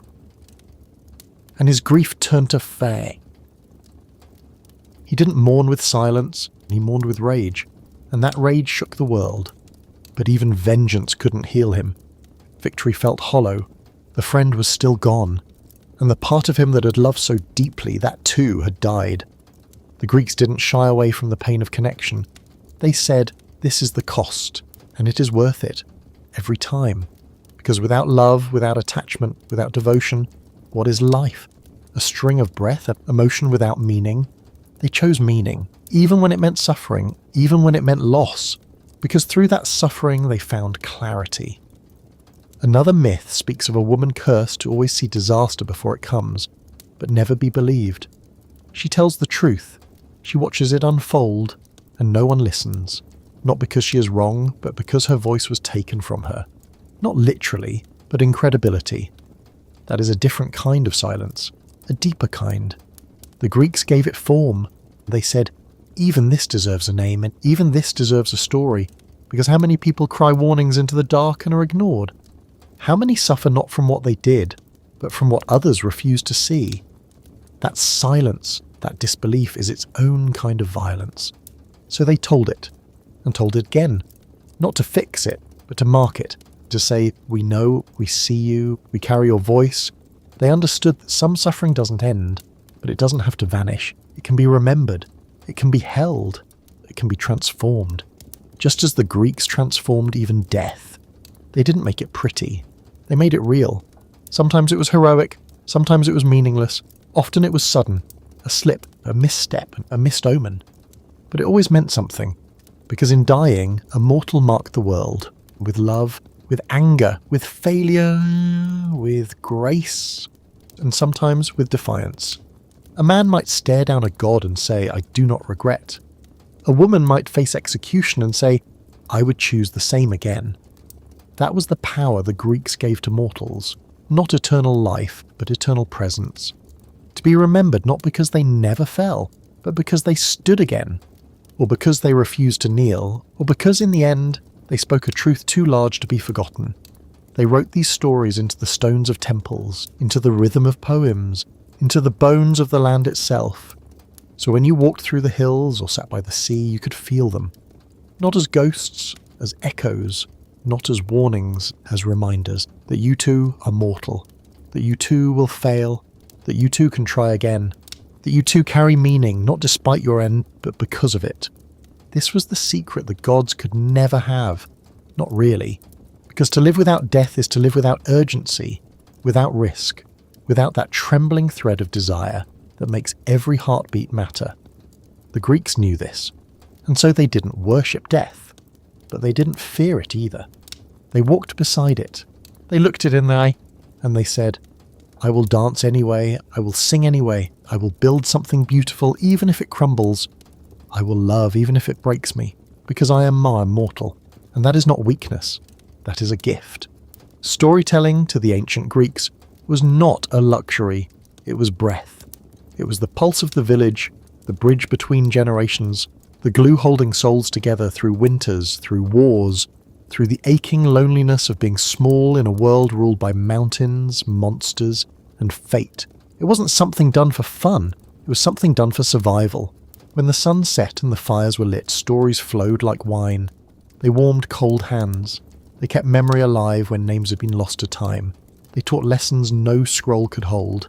They made sense of the senseless. They turned the unnamed ache in the human chest into language. That was their power. That was their beauty. In the telling there was healing, and in the listening there was purpose. And the Greeks didn't need polished manuscripts. They had rhythm, voice, gesture. They had the rise and fall of breath, the flicker of flame against a face, the silence between syllables that said more than any dictionary ever could. They didn't just speak stories, they summoned them. Each retelling wasn't repetition, it was resurrection. A warrior stepped out of shadow again. A queen's heart broke anew. A god trembled beneath his own prophecy. And in those moments time bent. The past folded into the present. The dead walked among the living, not to haunt, but to remind. We were here. We felt as you do. We loved, we lost, we bled, we laughed. And we left this behind, not bones, but meaning. That's what myth was. Meaning carved into memory. They knew the world didn't make sense on its own. It was full of chaos, of unfairness, of joy so sharp it hurt. So they wrapped their confusion in metaphor. They gave their fears names and faces. They turned uncertainty into narrative. A storm wasn't just a storm, it was a warning. A strange dream wasn't just coincidence. It was a God's whisper. A strange illness, a curse, or a calling. Everything could be interpreted. Everything had potential. And in that potential, there was power. Because the one who tells the story holds the shape of it. The Greeks knew this. And so they respected the storyteller. The bard was not just a performer, he was a priest of memory. She was a keeper of the invisible, the one who could take sorrow and spin it into something bearable, or take joy and anchor it so it wouldn't drift away. They called upon the muses for aid, not because they believed they couldn't think alone, but because they knew inspiration wasn't always theirs. It came from the beyond, from the edge of dream and divine, from that quiet, ungraspable space where true story lives. To call upon a muse was to say, I am only the mouth. The voice is older than me. And that was not false humility, it was reverence. Because they knew the best stories were never owned. They were inherited. And the best storytellers were never possessive. They were conduits, letting the river flow through them, shaping it gently but never damming it up. The myth of Orpheus, the man whose music could sway stones and silence beasts, was not just about love, it was about the responsibility of the storyteller. He descended into the land of the dead not with weapons but with song. He didn't conquer, he persuaded, he didn't demand, he mourned aloud, and for a moment, just one, death itself relented. That was the dream, that was the wish at the centre of every Greek story, that even the darkest parts of life could soften when met with the right words. The Greeks didn't invent this belief, but they refined it, they formalised it, they turned it into tradition. Festivals were built around recitation. Epic poems were passed from mouth to mouth like sacred relics. Whole audiences would chant lines in unison because they already knew them. Not from reading, from remembering, from hearing them 100 times, 1,000, from growing up with them in their blood.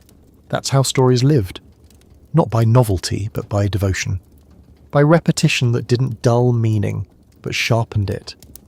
Each telling a new prism, each listener a new interpreter. They didn't fear variation, they welcomed it. It meant the story was alive. If a character acted differently this time, so be it. If a god's mood shifted, of course it did. That was the nature of the divine, that was the nature of the human. Nothing static, everything in motion, just like life, just like the sea, just like memory. They didn't need to explain everything. They didn't rush toward endings. They let the story unfold like smoke. And sometimes it never quite resolved. It just faded. Left you with question, with feelings, with fragments that refused to settle.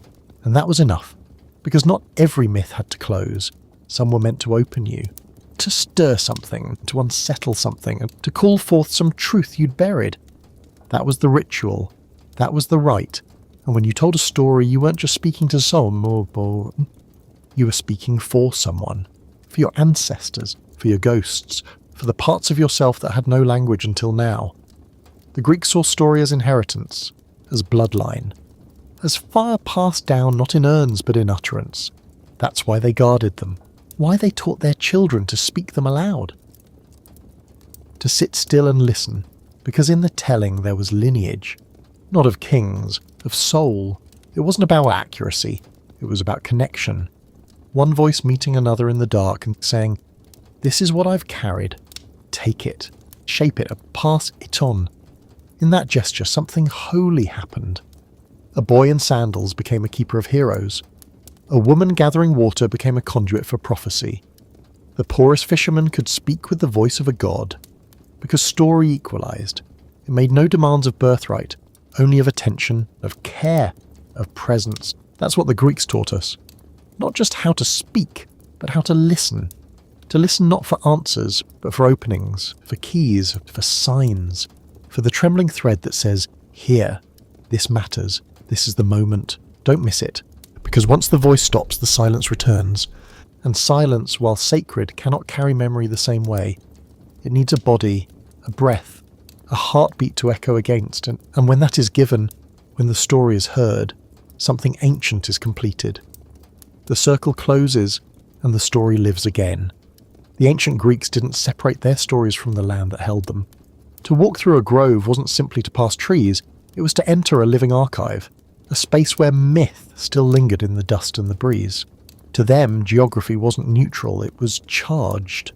Every mountain could be a throne, every spring might be sacred, every bend in the road had the potential to be a portal if you were paying attention. They didn't build myths in a vacuum, they built them into stone, into shoreline, into silence. A cave wasn't just a gap in the rock, it was a doorway. Maybe to Hades, maybe to dreams, maybe to the gods themselves. A river wasn't just water flowing toward the sea, it was memory made liquid. Some rivers forgave, others devoured. And you didn't cross them lightly. When lightning struck, it wasn't just weather. It was Zeus speaking. When a harvest failed, Demeter was grieving. When the waves turned violent, Poseidon had been angered, perhaps by some forgotten slight, or by a ship that left port without offering tribute. This was the world the Greeks lived in, alive, breathing, watching. They didn't worship in isolation, they brought their prayers to the places where myth had touched the earth. A mountain peak where a god once rested, a hidden spring where a nymph vanished, a field where a hero fell, the grass still said to grow red in bloom. Every location was a potential chapter, a living scene. You didn't just hear the myth, you walked through it, and when you did, it was no longer distant, it was present. Your feet touched the same dirt, your hands brushed the same leaves, and for a moment, you weren't just a listener, you were a participant. This connection between myth and landscape created a kind of sacred intimacy, a conversation between human and land, between memory and geography. That's why shrines were placed where they were, not at random, never as decoration, always where something happened, or was believed to have happened, or was felt. And sometimes that feeling was enough to anchor the divine to a place, enough to draw the faithful, enough to birth a tradition. They didn't need proof, they needed presence. The sensation that something greater had once passed through here, and maybe, just maybe, still lingered even. They knew the world was not passive, it remembered. It held on, to footsteps, to blood, to joy, to grief, to every whispered promise. And if you listened carefully, the land would speak back. Maybe not in language, but in wind, in bird song, in the sudden hush of trees when you entered their shadow, in the way light shifted on stone. That's why pilgrims didn't just visit the temples. They followed paths, they climbed, they descended, they waited. Because the journey wasn't just travel, it was ritual, a reenactment of the myth, a chance to echo what had been done long ago, to trace the steps of the divine, to place your mortal body where something immortal once walked, and maybe, in doing so, to carry a spark of that immortality home, not in the literal sense, but in spirit, in the hush that follows revelation, in the deep breath that comes when a story clicks into place. They built their cities not to replace nature, but to work within it. Athens, with its Acropolis rising like a question to the sky, Delphi nestled into a cliffside like a secret, Knossos spiraled like a labyrinth echoing the Minotaur's legend. Each city a continuation of myth, each layout a language. Streets became veins of memory, courtyards held echoes of prophecy, the stones themselves became storytellers. They cracked and weathered, but they didn't forget. The Greeks read meaning in everything, not because they were naive, but because they were attuned. They knew the world spoke. It was just a matter of learning how to listen. They trained their senses. They watched the stars, not for control, but for rhythm. They traced constellations back to tragedy, to triumph, to tears. The sky was not empty. It was filled with the remnants of stories too large to remain earthbound. A woman carrying water becomes a pattern of stars. A hunter becomes a warning. A scorpion becomes a scar across the night. The cosmos itself was shaped by narrative. Nothing was untouched. not even time. They divided time not only by seasons, but by mythic anniversaries. The day a god was born, the day a hero fell, the day a curse took root. Festivals rose around these markers. People gathered not just to celebrate, but to remember, to reenact, to embody. Masks were worn, roles were stepped into. The line between actor and god blurred, between human and myth. And for those few days, the old stories came alive again. Not in dusty scrolls, but in breath, in body, in song. That's how they kept myth alive, not just through telling, but through living. It wasn't distant to them, it was here, in the hills behind your home, in the grove where you first fell in love, in the shore where your grandfather once fished, in the storm that rattled your roof last winter. The divine wasn't confined to Olympus. It moved, it wandered, it hid, it waited. Sometimes it showed itself, but only if you were still, only if you listened. And sometimes it didn't show itself at all, and that too was part of the story. Because the Greeks didn't need constant miracles. They found wonder in subtlety, in a flower blooming at the wrong season, in a child who spoke a truth they shouldn't know, in a dream that lingered longer than it should. They weren't looking for proof, they were looking for meaning. And meaning doesn't always shout. Sometimes it whispers, sometimes it just is, and you have to trust that. That was the lesson of their land, of their lives, and of their stories. That you don't always need to see the god to feel the presence. That you don't always need to understand the myth to be shaped by it. That even silence holds something sacred, and that the world remembers, even when we forget, even when the shrines fall, even when the names fade. The land holds on, and the wind carries it forward, and the story continues. Not in the past, but here, now, in every step you take, in every word you speak, in every moment you choose to listen. In ancient Greece, mythology wasn't just carved into temple walls or echoed in amphitheatres. It lived in law, in custom, in the small habits of daily life. It was more than belief. It was identity. To be Greek was to be part of a story that stretched beyond your name, your family, or your time. A story you inherited before you could speak, and one that would continue long after your last breath. That inheritance was heavy. It told you who you were supposed to be, what roles you could play, what tragedies you were meant to repeat or escape. It shaped kings and farmers alike. No one stood outside it. Everyone was inside the web. And that web wasn't just spun by gods. It was woven by expectations, customs, fears, by myth. To be a daughter in that world was to grow up under the gaze of figures like Iphigenia and Antigone. Women whose fates were sealed not by personal failure, but by the weight of loyalty. One was sacrificed to appease the winds. The other defied a king to bury her brother and paid for it with her life. Neither was meek, neither was passive, both were remembered. And so, through them, a girl might learn. You can be brave, but that bravery may cost you everything. To be a son was to look to figures like Orestes, who avenged a murdered father by killing his own mother, and was then hunted by spirits of vengeance. The lesson was not simple. Justice was not clean. Duty could destroy. Boys were taught to be strong, yes, but also to suffer. To bear unbearable decisions. To understand that glory and torment often arrived together.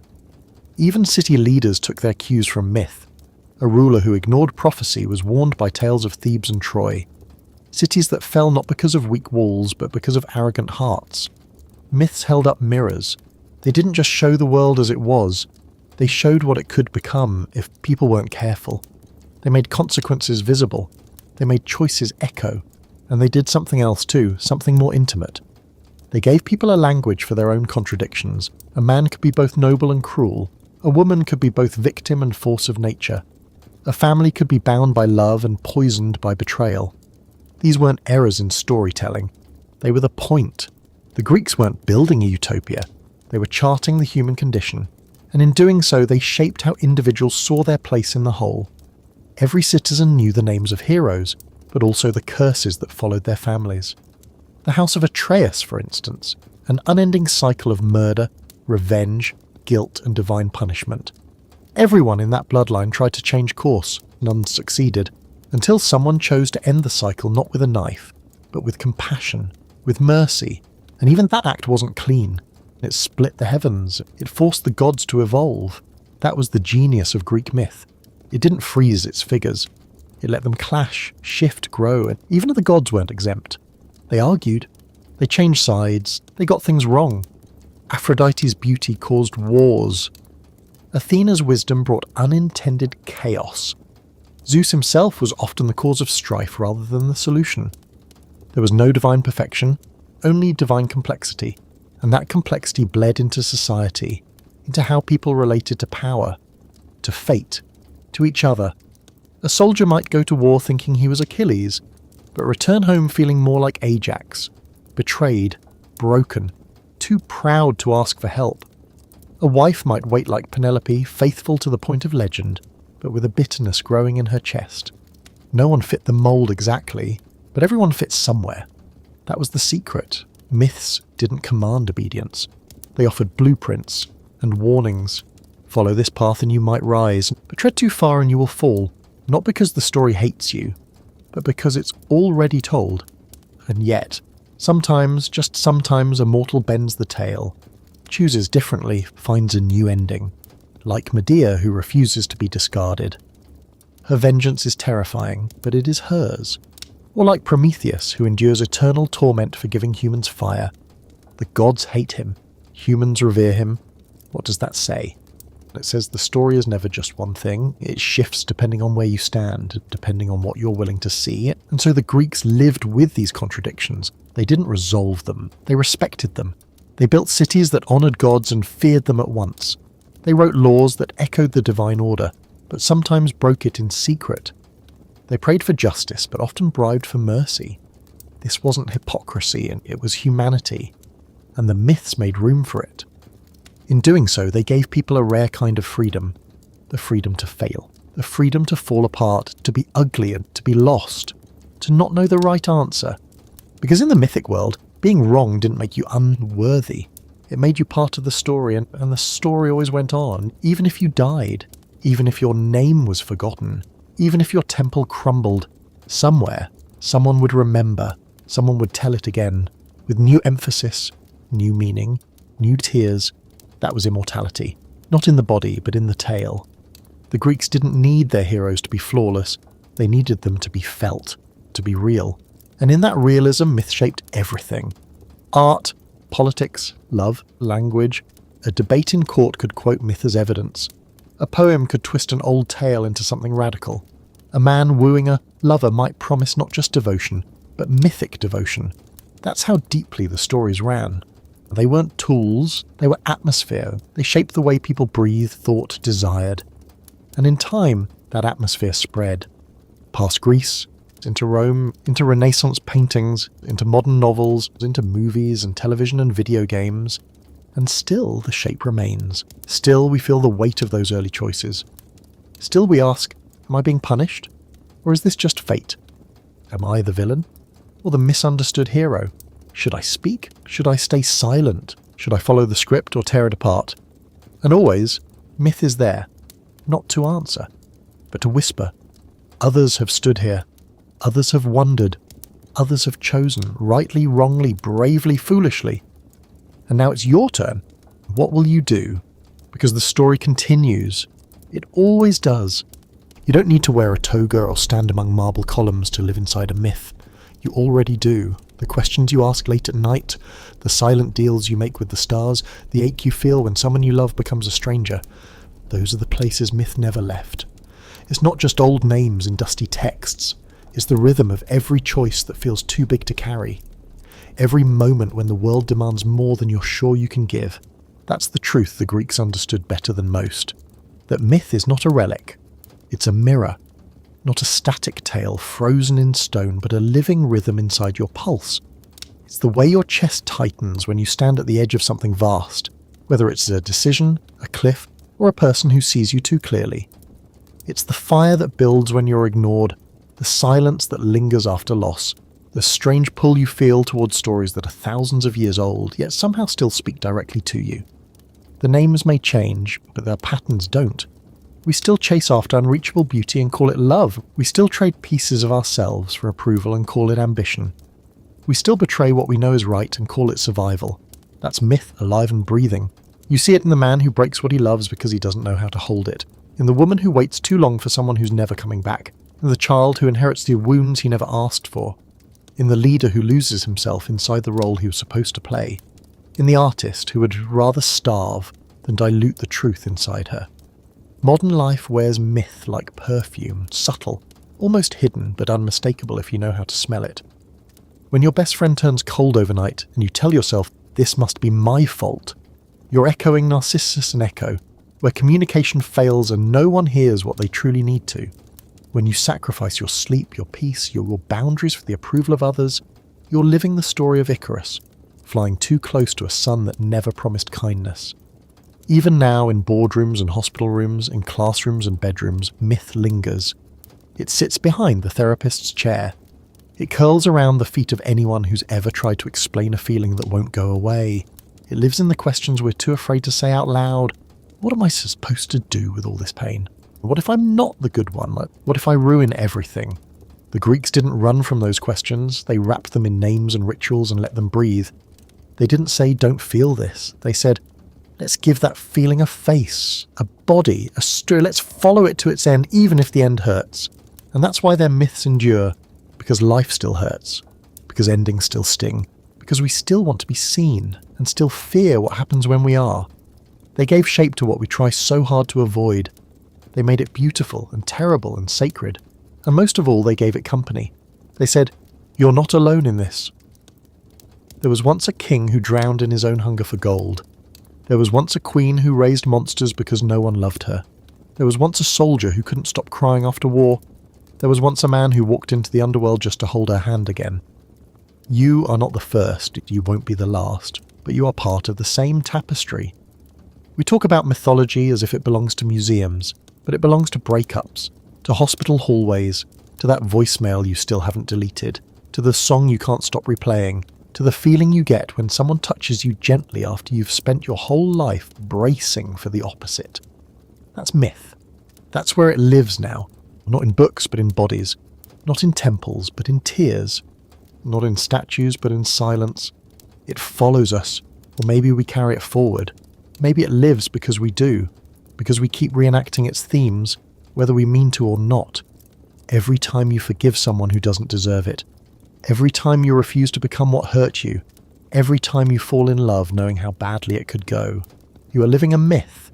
You are feeding it, you are giving it new breath, and maybe that's the point. Maybe the Greeks didn't preserve their stories so we would worship them, but so we would continue them, so we would write the next chapter, in our own names, in our own time. A woman in the 21st century walking away from a relationship that silenced her, that's myth. A boy finding a language for the sadness his father never dared to name, that's myth. A stranger holding the hand of someone dying alone, that's myth. We tend to think of myth as ancient because we fear its power, because we know deep down that it's not past, it's present, it's personal.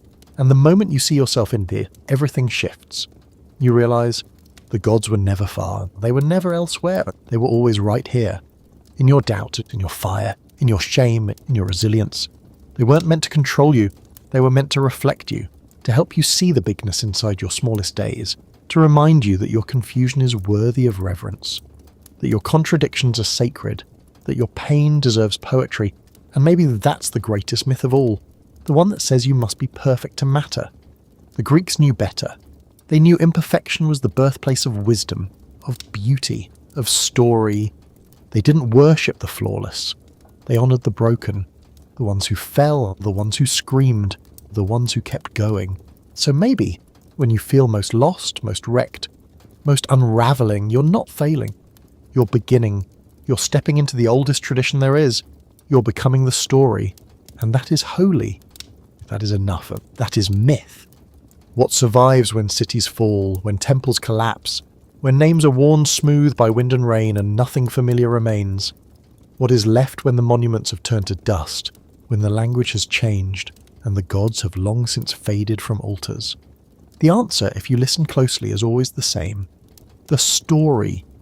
The story remains, not because it was carved in marble or etched into law, but because it was carried in people, whispered in kitchens, sung on boats, recited on hillsides when the harvest ended, murmured in dying breath, carried like flame in cupped hands through every war, every exile, every birth.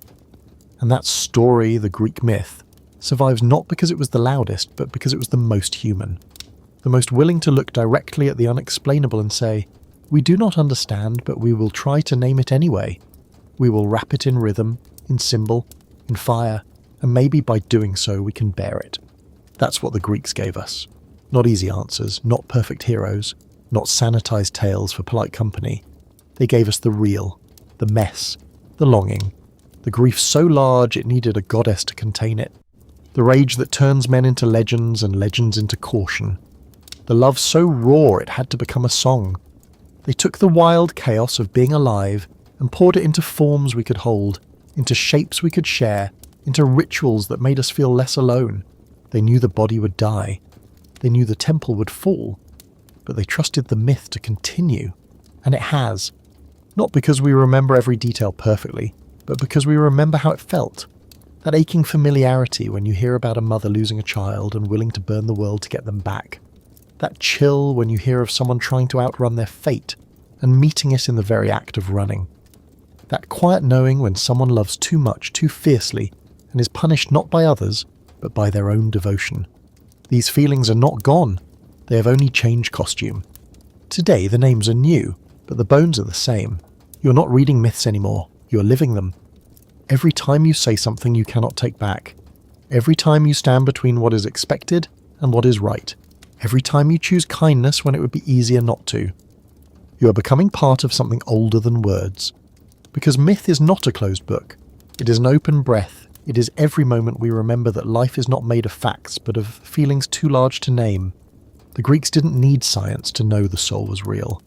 They saw it in how people changed when grief touched them, in how lovers' voices broke just before saying goodbye, in how people bent their lives around invisible things, hope, fear, love, guilt. And so they made characters out of those forces, not to explain them away, but to keep them close, to walk beside them, to ask them questions and to hold them accountable, and maybe sometimes to forgive them. That's why myth is sacred. Not because it gives us control, but because it makes space. It makes room for the mystery. It says, you don't have to solve it. You just have to witness it, to feel it, to pass it on. This is why the myth lives even when belief dies. Even when the old gods are silent. Even when the statues have lost their faces. The myth survives, because the human soul still needs it.